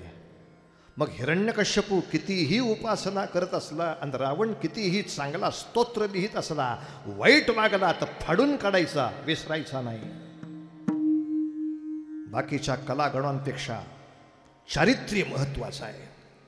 फितूर होत असेल त्याला शासन केलं पाहिजे. राजा कान्होजी जे ध्यांना शिवाजी महाराजांनी इतकी कडकडून मिठी मारली आणि म्हटले, काका तुमच्यासारखी माणसं हे माझे खऱ्या अर्थाने गड कोट किल्ले आहेत. अरे दगडाचे किल्ले कधीही जातील, कधीही परत आणता येतील, पण अहंकार विरहित मनाची माणसं उभी करणं, हा जो मोठा चमत्कार आहे तो राजांनी या देशामध्ये करून दाखवला. महाराज, हिंदवी स्वराज्यासारखं स्वप्न परत बघायचं असेल तर मलाच एक अभ्यास केला पाहिजे. छोटे छोटे अहंकार बाजूला टाकले पाहिजे. मी म्हणजे कोणीतरी मोठा हे सारखं डोक्यात जे येते ते बाजूला टाकलं पाहिजे. सगळ्यांच्या चांगल्या कामामध्ये निस्वार्थपणे सेवक म्हणून सेवेला उभं राहिलं पाहिजे. जगात हाकुटे होईजे ते जवळ एक माझे. या न्यायाने जर काम सुरू झालं तर मजा आहे. अहो बरीच माणसं आमच्याकडं दुसऱ्या वर्षीच्या उत्सवाला दिसत नाहीत. का रे बाबा, मागच्या वर्षीच्या उत्सव होतास की? हो. ह्या वर्षीच्या उत्सवाला का नव्हतास? मग 10 दिवस उत्सवाला होतो. सतरंजा घालण्यापासून खुर्च्या उचलण्यापर्यंत सगळं करत होतो. आता ह्या वर्षी का नाही आलास? का म्हणजे नारळ सुद्धा दिला नाही. ठाला विठ्ठला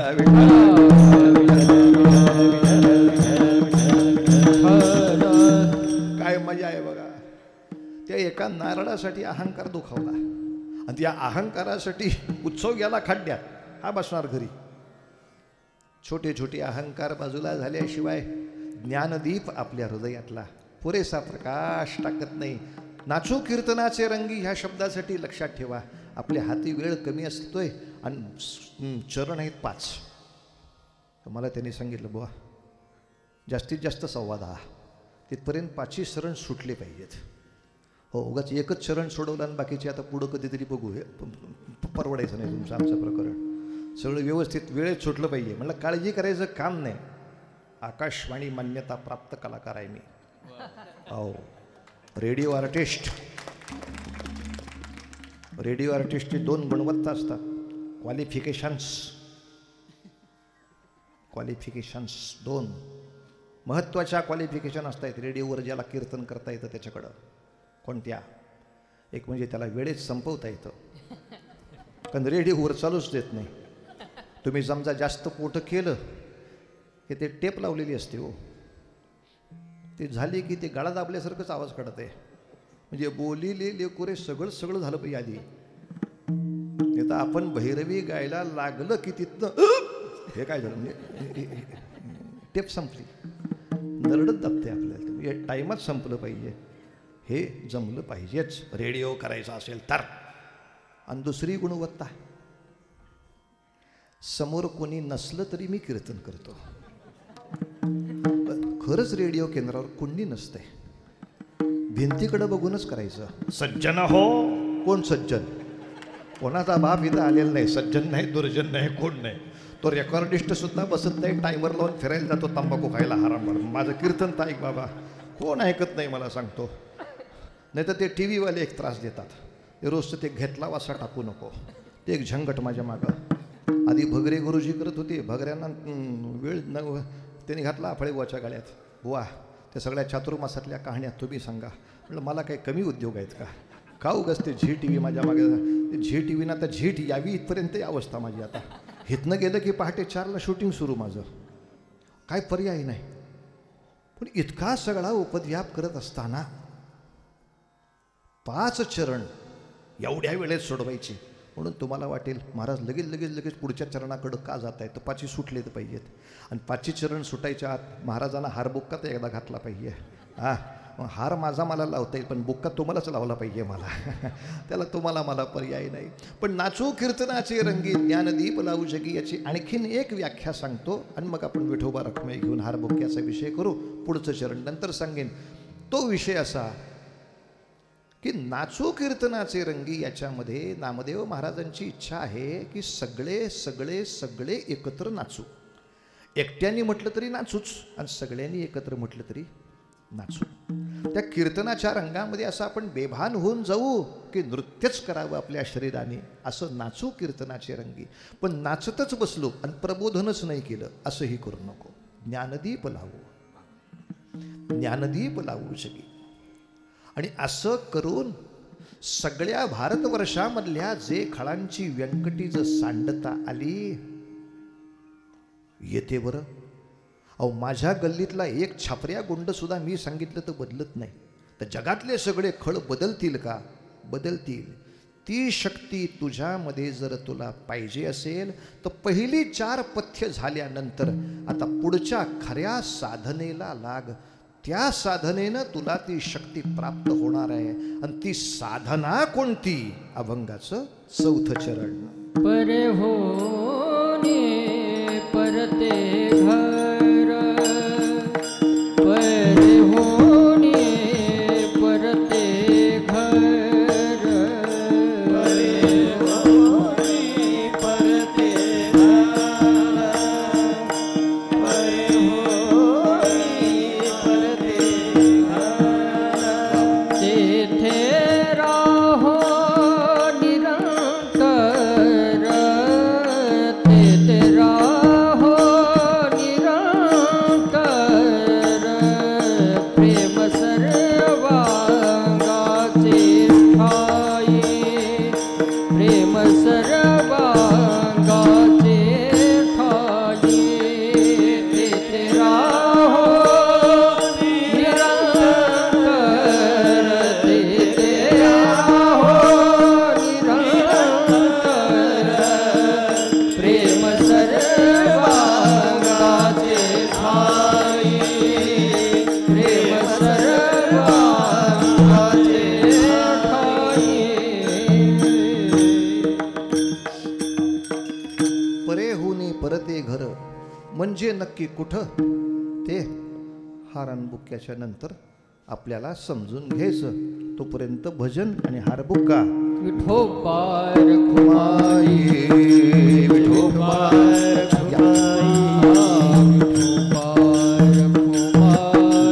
विठोबा रखुमाई विठोबा रखुमाई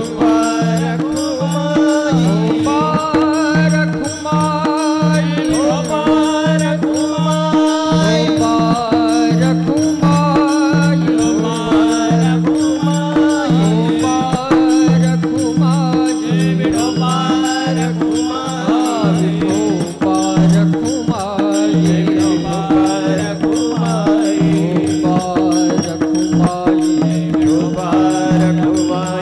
विठोबा रखुमाई विठोबा रखुमाई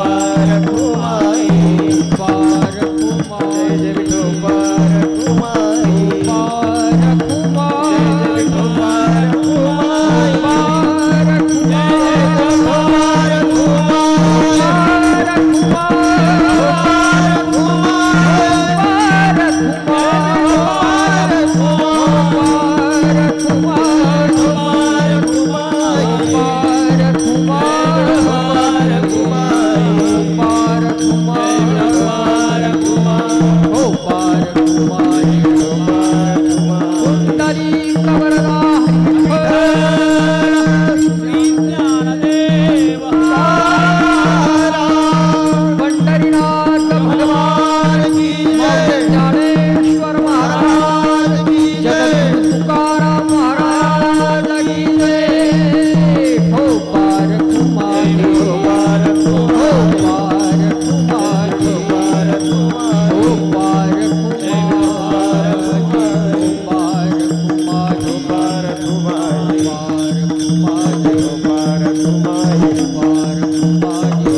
रखुमाई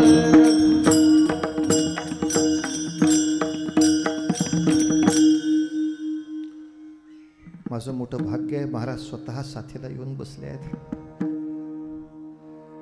आमच्या गळ्यातल्या सुराला त्यांनी पकडून ठेवावं यासारखं भाग्य काय. मला कल्पना नव्हती ही वाद्यसुद्धा इथं बघायला मिळतील याची. पण वा रे वा, म्हणजे एक आगगाडीचा डबा पळावा म्हणून केवढी इंजिन. आज ताई पहिल्यांदा मला दिसली स्त्री पखवाज वादक. फार छान, सुंदर वादक, खूप छान वादक. संगीताची सुद्धा उत्तम उपासना आहे, उत्तम का नाही. बऱ्याचशा ठिकाणी याचा खूप त्रास होतो. बरं, गाणं ऐकायची काही ठिकाणी सवयच नसते. गायला लागलं की माणसं उठून निघायला लागतात. म्हणजे का बाबा जातोयस कुठं? म्हणजे आम्हाला वाटतं इंटरव्हल आहे का काय. त्यांच्याकडे ती प्रथा होती की इंटरव्ह्यूलाच फक्त गायचं. मग ते माणसं निघून जायला लागली. म्हणजे असं का गात आहे? गाणं ऐकायचं असते वे. अरे म्हटलं, गाणं चांगलं ऐकणं हा सुद्धा एक उपचार आहे. उत्तम संगीत भारतीय ऐकल्यामुळे झाडांची वाढ चांगली होते असं पाश्चात्य लोक सुद्धा म्हणतायत. आणि ते मी माझ्या डोळ्यांनी बघितलं आहे. परदेशामध्ये कीर्तनाच्या निमित्तानं गेलो असताना तिथली शेती बघायला गेलो, आधुनिक अत्याधुनिक शेती. तर तिथल्या झाडांच्या संगोपनासाठी ती ऐकवतायत काय, भीमसेनांचे अभंग ऐकतायत, झाडं ऐकतायत. गुराढोरांच्यासाठी जसराज महाराजांचं नामस्मरण ऐकतायत तिकडं. आणि त्यांनी भीमसेनचे अभंग ऐकावे. आम्ही सगळं डिस्को, दांडिया, घोंगाट, भोंबाट, ढोंबाट सगळं. त्यांना म्हटलं, का म्हणजे तुमचं ते डिस्कोन ठिस्कोन फिस्को ते सगळी बशा कब्बशा पातेली आपटल्यासारखा जो तुम्ही आवाज काढतासारखा, घरातली माणसं सगळी एकमेकाच्या टाळक्यात काहीतरी हाणतायत असं जे सारखं वाटतं त्याच्यामध्ये. मग ते ऐकवत का नाही? हे म्हणजे ते ऐकवलं की यांची वाढ खुंटते. हे बरं आहे. म्हणजे ज्यांनी वाढ खुंटते ते आमच्या टाळक्यावर मारलं पोरांच्या. आणि आमची पोरं आपल्या इकडे ढोंगणं हलवत वाकडे तिकडे काही करून नाचायला आपले आखिया मिलावून आखिया चुराव क्या तूने किया जादू, नाचतंय माझा महादू, कुठं याला आता काय तिला अर्थ आहे काय? बरं, अकला सुद्धा नाही तो कुठं नाचावं कुठं नाही नाचावं. आता सिनेमाची गाणी मुसलमानाची पोरं सुद्धा ऐकतात, पण मशिदीत कोण सिनेमाचं गाणं लावते वे? सिनेमाचे गाणी ख्रिश्चन ऐकतात, चर्चमध्ये कोण नाही आलं रे, आम्हालाच काय रोग आहे. गणपती उत्सवाच्याच मांडवात सिनेमाची गाणी, ते सैराट काय झिंगाट काय, ते गणपतीसमोर कशाला. बरं दुर्दैवाने त्या गावातली सगळी मोठी माणसं, शिक्षक पालक संघ आहे की अमुक आहे तमुक आहे, काही संघटना आहे, त्या सगळ्यांनी एकत्र मिळून काहीतरी विरोध करावा. असं नका करत जाऊ, हे चांगलं नाही. गणपती समोर नाचायचं असेल तर अशा आपले धार्मिक नृत्य किती चांगली आहेत. लेझिम आहे, चांगलं आहे, टाळाचं आहे, हरिपाठाच्या वेळेला आपण सुंदर नृत्य करतो, त्यातलं करा ना काही. तुला जे वाकडं तिकडं नाचायचं तुझ्या वाढदिवसाला नाचला, गणपती समोर का त्रास देतो. पण असा शब्द टाकून ज्ञानदीप लावावा इतकं सुद्धा कीर्तन करायचा आळस आहे. शाळेतले मास्तर सांगत नाहीत, बरं मास्तरनी सांगितलं कारण ती ऐकत नाहीत. किमान एक 10 जबाबदार लोकांनी एकत्र येऊन पंचायत घेतली पाहिजे की हे नाही होता कामा. सगळ्या लोकांनी लक्षात ठेवलं पाहिजे, घरामध्ये काही पूजा आहे, वास्तुशांत आहे, अमुक आहे, तिथं मंत्र चालू आहेत, मंत्राच्या वेळेला गप्पा नाही मारायच्या, तो अपमान नाही त्याचा. राष्ट्रगीत चालू असताना गप्पा मारता का? महत्वाचं काहीतरी मंत्रपठण चाललं असताना तिकडं ज्ञानेश्वरीचं पारायण चालले आणि इकडं केवढ्याला आणला तुमचा हा शर्ट, फुकट आणला, तुला काय करायचं, गप्प ना माझी आहे, ते होऊ दे ना पारायण, नंतर बोलू ना काय करायचं. शर्ट कुठं आणला, केवढ्याला मिळतो, कुठं मिळतो, बोनसमध्ये मिळतो का, फुकट मिळतो, जागा आहे का? काही पथ्य तुम्ही आम्ही पाळल्याशिवाय होत नाही. असो, सांगण्याचा हेतू असा की सगळ्यांचा अत्यंत गोड असा प्रतिसाद आणि आशीर्वाद आहे, म्हणून हे सगळं काही उत्तम चालू आहे. आता गेली 44 वर्ष या ठिकाणी कार्य चाललं आहे. आणि परेहुनी परते घर, याच्यानंतर एक माझं स्वप्न माझ्या डोळ्यासमोर येत आहे, ते सांगतो. परेहुनी परते घर तेथे राहू निरंतर म्हणजे काय महाराज नक्की? तर मनुष्याच्या शरीरामध्ये 4 प्रकारच्या वाणी आहेत. आपला अध्यात्मशास्त्र असं सांगतं 4 प्रकारच्या वाणी आहेत. आपण मुखातनं जी बोलतो त्याला वैखरी वाणी असं म्हणतात. जी आपल्या हृदयापाशी आहे ती पश्यंती वाणी असं म्हणतात. अजून खाली गेलं की मध्यमा, आणि मेरुदंडाकडे म्हणजे मूलाधार चक्राकडे गेलं की परावाणी. पण परावाणीपर्यंत नामाचं स्पंदन जावं यासाठी साधना खूप पाहिजे. कसं असतं, एक घरातलं उदाहरण दिलं की सोपं पडेल तुम्हाला, एकदम सांगून टाकतो. जे महिन्यातनं कधीतरी एकमेकांना भेटतात त्यांनी तोंडाने बोलल्याशिवाय कळत नाही, तुमची मला लय आठवण येते असं म्हणावं लागतं. का? महिन्यातनं एकदा भेटले, महिन्यातनं एकदा भेटले तर तोंडाने बोलावंच लागतं, तरच एकमेकांचं मन एकमेकाला कळू शकतं. जरा जास्त काळ एकत्र राहिले की आता बोलायची गरज राहत नाही. बघा, डोळ्यातलं पाणी बघून त्याला कळतं काहीतरी भी नसलं बरं, आणि न बोलता कळलं तरच गंमत आहे. नाही तर होळीचा कोळाचार करूनही काही समजत नाही, मग काय ते नात्यातच मजा नाही. नवरा एक भाकरीच्या ऐवजी अर्ध्या भाकरीला पुरे म्हटला, हेच बायकोला कळलं पाहिजे, गडबड आहे. वेगळं बोलायची गरज नाही, हृदयातलं कळायला लागलं. अधिक सहवास मिळाला लेकराचा आणि आईचा, तर लेकरू झोपेत असताना सुद्धा नुसतं एवढा आवाज काढतंय तरी आईला कळतंय काय झालं त्याला. का? नाभीपर्यंत पोचलेलं नातं आहे. अर्थात शेवटचं परावाणीचं जे नातं आहे, जे मूलाधार चक्रापाशी आहे, तो विषय सद्गुरू आणि सच्छिष्य याचाच आहे, तो ऐहिकातला विषयच नव्हे. पण आपल्याकडे सगळे विद्वान आहेत, आम्हाला फक्त एवढंच माहिती आहे, हे उगाच मध्यमा पश्यंती वैखरी वगैरे आहे, नॉनसेन्स. का रे बाबा, काय नॉनसेन्स का? ज्याचा मला अनुभव नाही त्याच्यावर माझा विश्वास नाही. अनुभव होतोय का? नाही. ज्याचा अनुभव नाही त्याच्यावर विश्वास नाही. असं कोणीही 1.5 शहाणा जर बोलला तर एकच काम करा, त्याच्यासमोर बाटली ठेवायची, त्या बाटलीवर लिहिलेलं पाहिजे पॉइझन, हे विष आहे. हे विष प्यायल्यामुळं आत्तापर्यंत 2 माणसं मेलेली आहेत. पण तू काय म्हटलास? आपल्याला अनुभव नाही तोपर्यंत विश्वास ठेवायचा नाही. हे विष आहे, याच्यावर तू विश्वास ठेवू नको, कारण तुला अनुभव नाही. आता तू सुखाने पी बरं ते. आपलं ठरलेलंच आहे. मला अनुभव नाही म्हणजे ती गोष्ट खरी नाही. ती बरं 2 माणसं मेलीत ना, दुसऱ्याच्या अनुभवाने शिकायचं नाही. पुढच्याला ठेच मागचा शहाणा हे माणसांच्यासाठी आहे, गाढवांसाठी नाही. पुढच्याला ठेच मागच्या सगळ्यांना ठेचच असं गाढवाबद्दल ते नाही म्हणतायत. गाढवसुद्धा खूप शहाणी आहेत. म्हणजे आमच्या घराचं बांधकाम चाललं होतं तेव्हा मी बघितलंय, पुढचं गाढव फक्त गडबडलं, मागची सगळी गाढवं दिवसभरात कधी गडबडली नाहीत. एकदाच त्यांना कळलं तिथं खड्डा आहे. आणि त्यांच्या मागं मालक जो सायकलवर येत होता तो 3 वेळा पडला. आणि तो मालक पडला की गाढव असं मागं ओढून बघायचं, गाढव कोण आहे. मालकच पडलेत आमचे. 3 विष घाबरतोय, नाही पीत, म्हणजे दुसऱ्याला अनुभव आला, तुला अनुभव नाही म्हणून तू विषावर विश्वास ठेवायला तयार आहेस. पण मग तुला अनुभव नाही तरी ते आयुष्यात सगळ्यांना जगवतं अशा नाम नावाच्या अमृतावर तुझा विश्वास नाही. म्हणजे विषावर विश्वास ठेवायला मी तयार आहे, अमृतावर विश्वास ठेवायला तयार नाही. ह्याला काही बुद्धिवाद म्हणायचं, याला काही शहाणा माणूस म्हणायचं, जाऊ दे, काय म्हणायचं ते तुमचं तुम्ही म्हणा. प्रश्न तो नाही. 4 प्रकारच्या वाणी माणसाकडे आहेत, संत सांगतायत म्हणून आहेत. त्या नामाच्या साधनेला तेवढा वेळ दिला, किती साधना तिथपर्यंत येणार.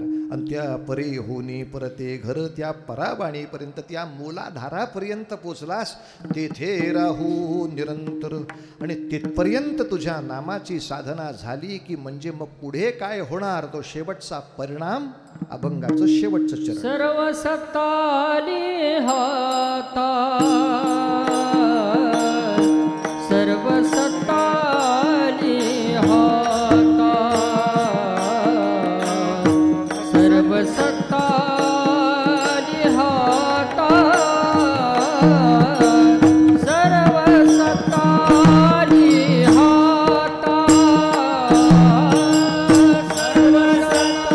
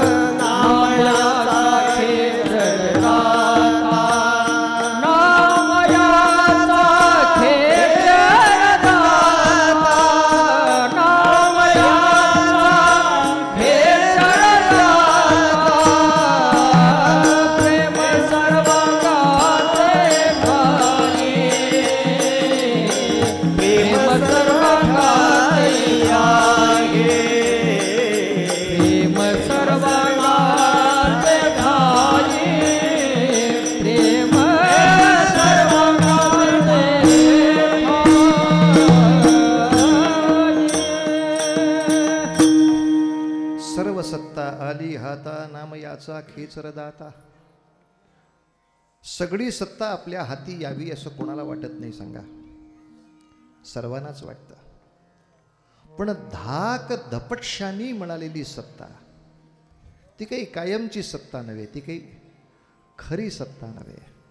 आपल्या चांगल्या बोलण्याने, आपल्या चांगल्या वागण्याने, आपल्या नामस्मरणाने, आपल्या हरिसंकीर्तनाने आणि आपल्या नामसाधनेनं ती जी सत्ता मिळणार ती खऱ्या अर्थाने सार्वत्रिक सार्वकालिक अशी सर्व सत्ता आली हाता.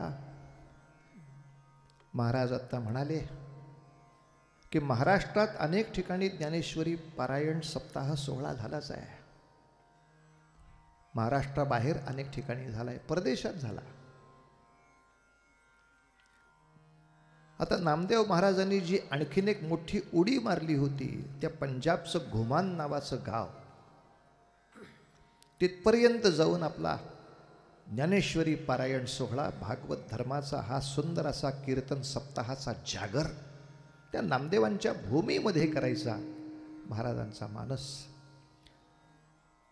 तो निश्चितपणे सुफल संपन्न होणार यात संशयच नाही. सत्यसंकल्पाचा दाता नारायण भगवंत ते करून घेणार. महाराजांची शक्ती अगाध आहे. व त्याचबरोबर एक मनात इच्छा अशी होती की दिल्लीमध्ये नामदेवांचं वास्तव्य झालं होतं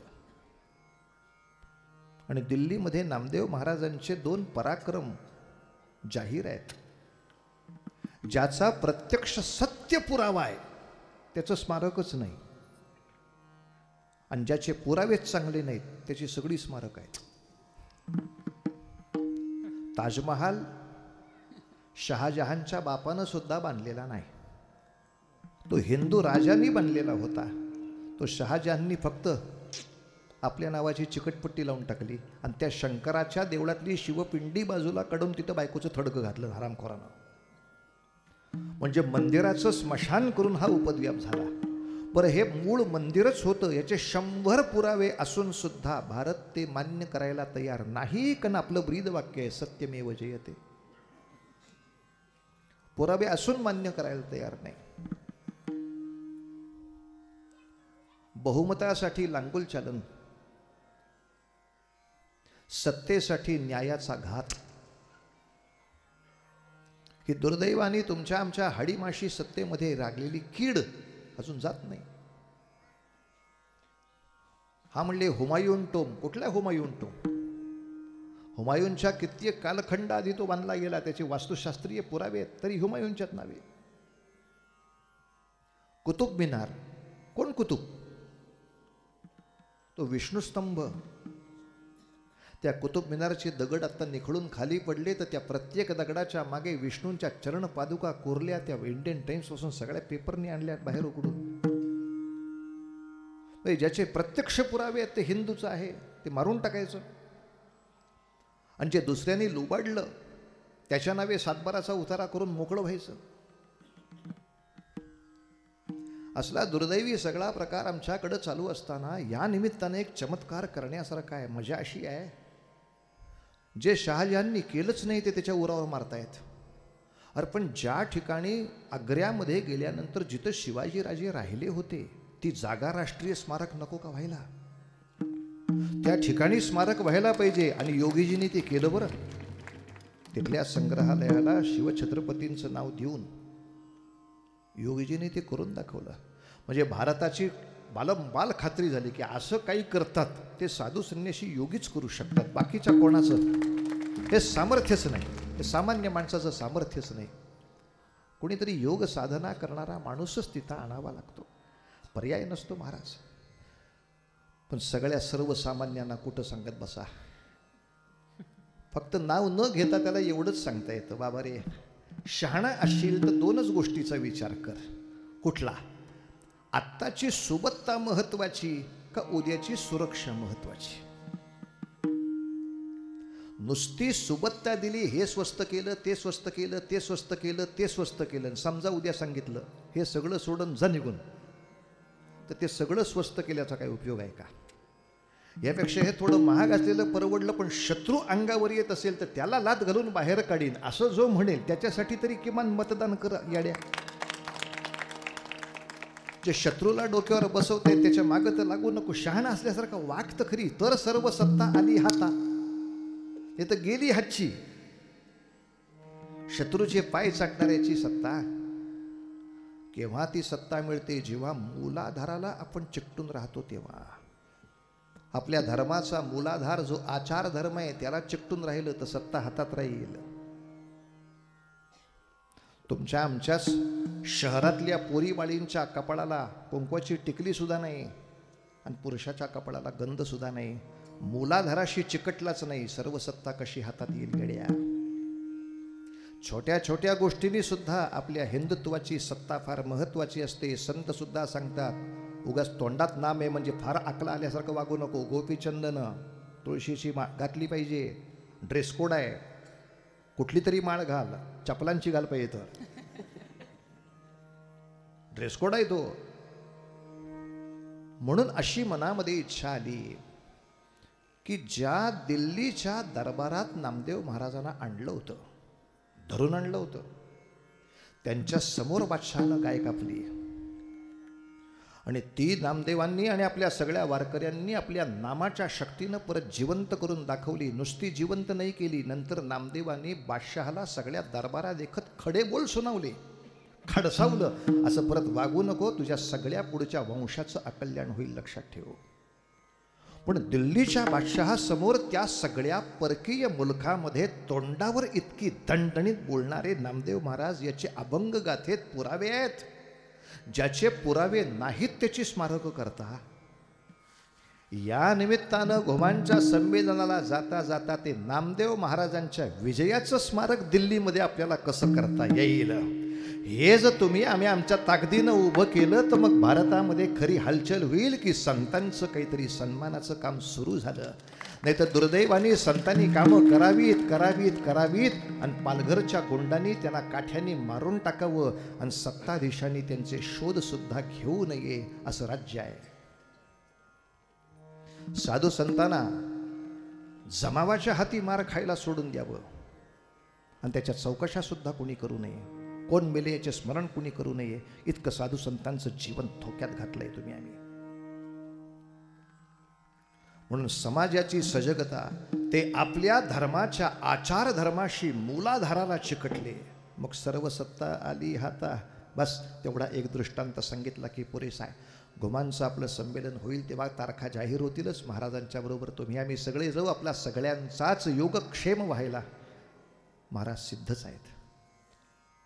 पण गाथेमध्ये नामदेव महाराजांच्या चरित्रात एक उल्लेख असा की महाराजांच्या घराशेजारीच एक मनुष्य राहत होता. तो नेहमी भागवत कथा सांगायचा, त्यामुळे त्याचं आडनाव कोणालाच कळत नव्हतं. त्याला सगळे भागवतच म्हणत होते. आला का भागवत, बसला सांगायला भागवत. आता भागवत शब्दाचा आणखीन एक वेगळा अर्थ असतो. 100 रुपये दिलेत, आता याच्यातच भागवून घ्या, हा सुद्धा भागवून घ्या या शब्दाचा अर्थ असतो. 100 रुपये आहेत, फार पैसे नाही, उडवू नको. त्यामुळं हा जो भागवत होता तो भागवत कथा करायचा, पण त्याचा संसार कसा चालला होता तर भागवत भागवत चालला होता, असं भागवत शब्द आहे. त्याच भाजीवरती रोज तेल बदलायचं आणि जेवायचं. दारिद्र्य होतं.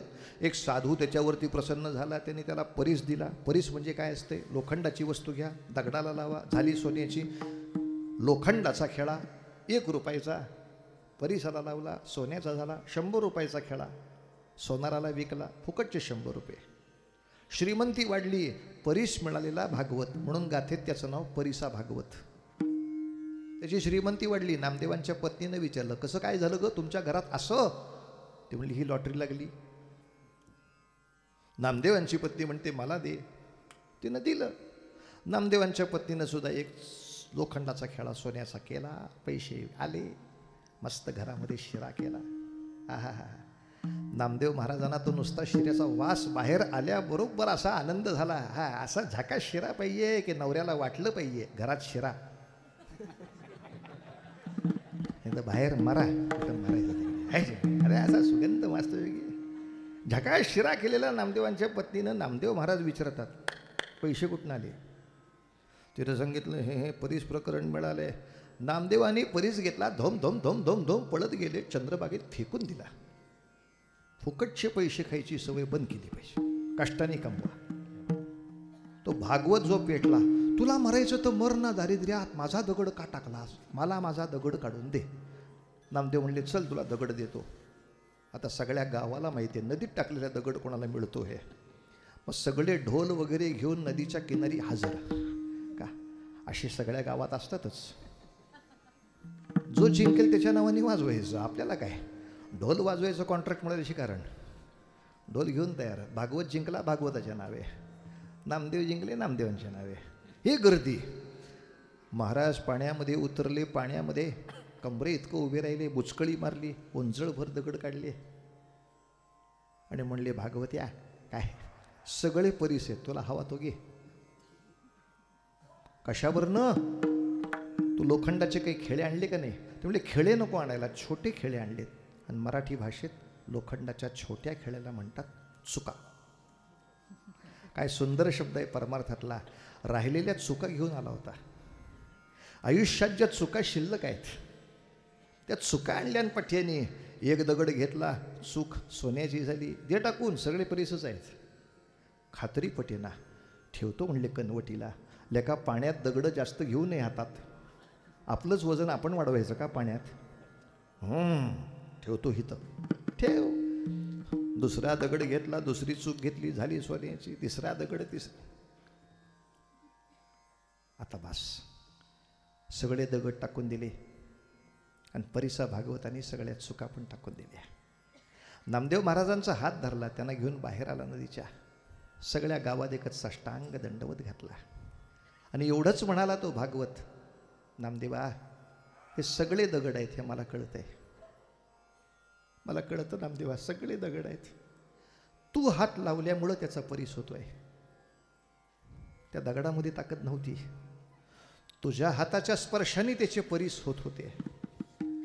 मला आता परीस पण नको, मला सोनं नको, मला ही शक्ती पाहिजे ज्या शक्तीमुळं दगडाची परीस काढता येतात. ही सर्व सत्ता तुझ्या हातात कुठनं आली? आम्ही दगडाची साधी मूर्ती साधी करता आली तरी केवढं मानतो, तू दगडाचा परीस करून दाखवलास. केवढी मोठी सत्ता तुझ्या हातात. असं कोणी आपलं कौतुक केलं तर आपण लगेच सांगतो माझी तपश्चर्याच आहे. असं नाही बोलायचं बाळा. बोलू वैसे बोल. पहिलं वाक्य काय सांगितलं? इथे नामदेव महाराजांनी सगळं श्रेय आपल्या सद्गुरूंना दिलंय. नाम याचा खेचर दाता. अशी सत्ता येते. बस कीर्तन संपवताना एक वाक्य खूप महत्वाचं म्हणायचं आहे, ते हे. बाकीची सगळी वाक्य तुमच्या लक्षात राहणार, मला खात्री आहे. बोलू वैसे बोल लक्षात राहणार आहे. प्रेम सर्वांगाचे ठाई लक्षात राहणार आहे. वाचे विठ्ठल रखुमाई तेही लक्षात राहणार आहे. नाचू कीर्तनाचे रंगी. जमेल तेवढं कीर्तन म्हणजे देवाच्या कथा, संतांच्या कथा इतरांना सांगत जा. आणि त्यामुळे संतांच्या कथांच्या बद्दल जे अज्ञान आहे ते घालवून तिथं ज्ञानदीप लावायचा. प्रत्येकाने प्रयत्न करा. सगळं काही कीर्तन करायला कॉन्ट्रॅक्ट हवे, आपण आपल्या दृष्टीनं करावं ना. त्याच्याबरोबर आपली नाम साधना वाढवायची आहे. परे होणे परते घर, तेही आपल्याला कळलंय. आणि सर्व सत्ता हाती राहण्यासाठी मूलाधाराशी चिकटून राहायचं आहे. हिंदुत्वाचे सगळे आचार आहेत ते नीटपणे पाळले गेले पाहिजेत. आणि हिंदुत्वाला जो विजयी करेल अशाच्या पाठीशी उभं राहिलं पाहिजे मतदानाच्या वेळेला. कारण भगवा रंग गाडण्यासाठी सगळं जग एकत्र आलंय. शिवाजीराजांना मदत करायची म्हणजे शिवाजीराजाच्या सगळ्या सैनिकांना मदत करावी लागते. सगळे सैनिक राजा इतके मोठे नसतील, आम्हालाही कळतं. पण या सैनिकाच्या मागं नाही उभं राहिलं तर राजा येत नाही सिंहासनावर. अक्कल असलेल्या माणसाने किमान अकलेची अपेक्षा आपण करूया. हे बाकी सगळं लक्षात राहील. पण ही सर्व सत्ता आली हाता म्हणण्यासाठी एक शेवटचं वाक्य सांगायचं आहे, ते असं, या सर्व संतांचे सगळे अभंग हे परीसच आहेत. यासाठी वेगळ्या परिसाकडे जायची गरज नाही. तुमच्या आमच्या जीवनातल्या चुका घेऊन या अभंगाच्या परिसावर एकदा त्या घासल्या की आपलंही जीवन सोन्यासारखं व्हायला वेळ लागत नाही. हा फार मोलाचा संदेश तुमच्या आमच्यापर्यंत या एका अभंगातून जो महाराजांनी पोचवला तो तुमच्या समोर मांडायची संधी महाराजांनी आणि आपल्या सगळ्या सेवक वर्गाने अत्यंत उदार अंतःकरणाने दिली. म्हणून सर्वांच्या चरणी नतमस्तक होऊन मागवडून बघायचं. ह्याला म्हणतात रेडिओ आर्टिस्ट. 10:15 वरती घडाचा काटा आल्याबरोबर ज्ञानेश्वर माऊली, ज्ञानेश्वर माऊली, ज्ञानराज माऊली, ज्ञानेश्वर माऊली, ज्ञानराज माऊली, ज्ञानेश्वर माऊली, ज्ञानराज माऊली, ज्ञानेश्वर माऊली, ज्ञानेश्वर माऊली, ज्ञानराज माऊली तुकाराम. पुन्हा एकदा सगळ्यांचे मनापासून आभार मानताना माझ्याबरोबर गायनाची साथ करण्यासाठी आळंदी मराठीच्या शिक्षण संस्थेमध्ये कीर्तनाचं संपूर्ण प्रशिक्षण घेऊन स्वतः कीर्तनकार असलेले आमचे तानाजीराव मते महाराज माझ्यासोबत या ठिकाणी आले. त्यांनी माझ्या गाण्याची साथ सगळी उचलून धरली. त्यांचे विशेष आभार. या सगळ्यांची बिचाऱ्यांची नावं मला माहीत नाहीत, पण या सगळ्यांनी सुद्धा उत्तम साथ मला दिली. तिथं बऱ्याचशा ठिकाणी साथ हा शब्द रोगासाठीच का असतो हे जाणवावं अशी माणसं काही वेळेला भेटतात समोरनं येऊन. पेटीवाला येऊन उभा राहतो आणि पहिली सुरुवात करतो, महाराज काय सांभाळून घ्या, का ऐकू येत नाही, ह्याला ऐकू येत नाही, हा माझी पेटी वाजवणार आहे. बरं, तबलजी येऊन बसतो, बुवा सूर कोणता, म्हटलं काळी दोन आहे. होय काय, तुझ्याकडे आहे का काळी दोनचा तबला? तबला हाच वाजणार आहे. मग कशाला विचारलंच, मला ढोलक वाजवलं असतं तरी मीच गाणारच होतो, काय जे गायचं ते. पण तरीसुद्धा गंमत नाही हो. सगळे इतक्या मोठ्या विविधतेमध्ये एकता ही फक्त आपल्या चंद्रभागेच्या तटीच बघायला मिळावी. पण हजारो टाळ, शेकडो मृदुंग, आणि एकदा विठ्ठलचा गजर सुरू झाला की सगळ्याची लय एक, सगळ्याच्या मनातलं स्पंदन एक, असा सर्वात्मक ईश्वर उभं करण्याचं शक्तीचं सामर्थ्य ज्या या व्यासपीठामध्ये आहे, त्या व्यासपीठाचा सन्मान करून या ठिकाणी आपल्या सगळ्यांना परत एकदा मनोभावे नमस्कार करून माझी सेवा या ठिकाणी थांबवतो. ही सेवा इथं होण्यासाठी महाराजांचे अत्यंत परमप्रिय शिष्य असे पुण्याचे मिलिंद भाऊ एकबोटे साहेब, ज्यांनी गायींच्या रक्षणासाठी, हिंदुत्वाच्या रक्षणासाठी खूप मोठे संघर्ष आपण होऊन घेतले आणि उत्कृष्ट तऱ्हेनं सांभाळले. आज हिंदू समाजाला, हिंदू राष्ट्राला एक आधार वाटावाशी व्यक्ती, पुण्याच्या मुख्य शहरापासून ते सिंहगडापर्यंत जाणाऱ्या रस्त्यावर त्याला तानाजी मालुसऱ्यांची ओळख दिली पाहिजे असं असताना सुद्धा आमच्या दीड शहाण्यांना मनात आलं की त्या रस्त्यावरती एक बाग बांधू आणि त्याला मालुसऱ्यांचं नाव नको, मुघल गार्डन नाव देऊ म्हणले. कुठं? कोंडाण्याच्या पाशी. पण असं कोणीतरी मूर्खासारखं बोललं. बाकीच्या शहरातले कसं, जाऊ दे ना, आपल्याला काय करायचं आहे, नोकरी करा, बोनस कमवा, खा प्या, मजा करा, मरा पटका. कोण मरायला जाते?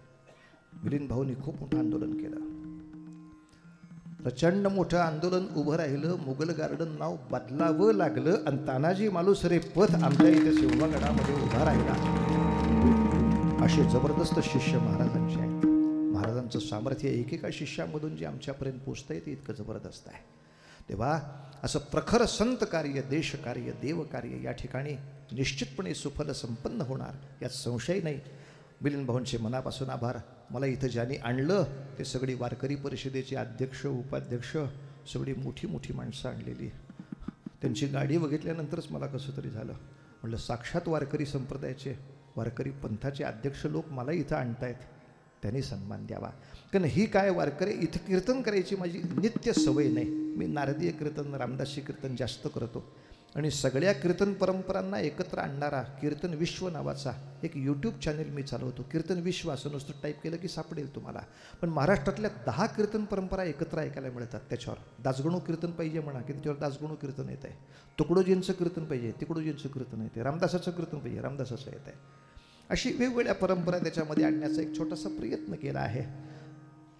तेव्हा माझ्या बोलण्यामध्ये जर उद्धटपणा असला तर थोडा मोठ्या मनाने विसरून जा आणि काही चांगलं सगळ्यांच्यापर्यंत पोचवता आलं. काल आफळे बुवा 2 तास काय बडबडला, त्याचा प्रचार तुमच्या मुखातून सगळ्यांच्यापर्यंत जर पोचला तर माझी ही सेवा आपल्या चरणी नीटपणे रुजू झाली असं समजू. जय विठ्ठल, जय हरी विठ्ठल, जय विठ्ठल, जय हरी विठ्ठल, जय विठ्ठल, जय बोलिले जे पुरे वेळी वाकुळे करा क्षमा अपराध महाराज तुम्ही सिद्ध नाही विचारिता विकार करा क्षमा अपराध महाराज तुम्ही सिद्ध म्हणे ज्ञानेश्वरा राम पाया पैकी करा क्षमा अपराध महाराज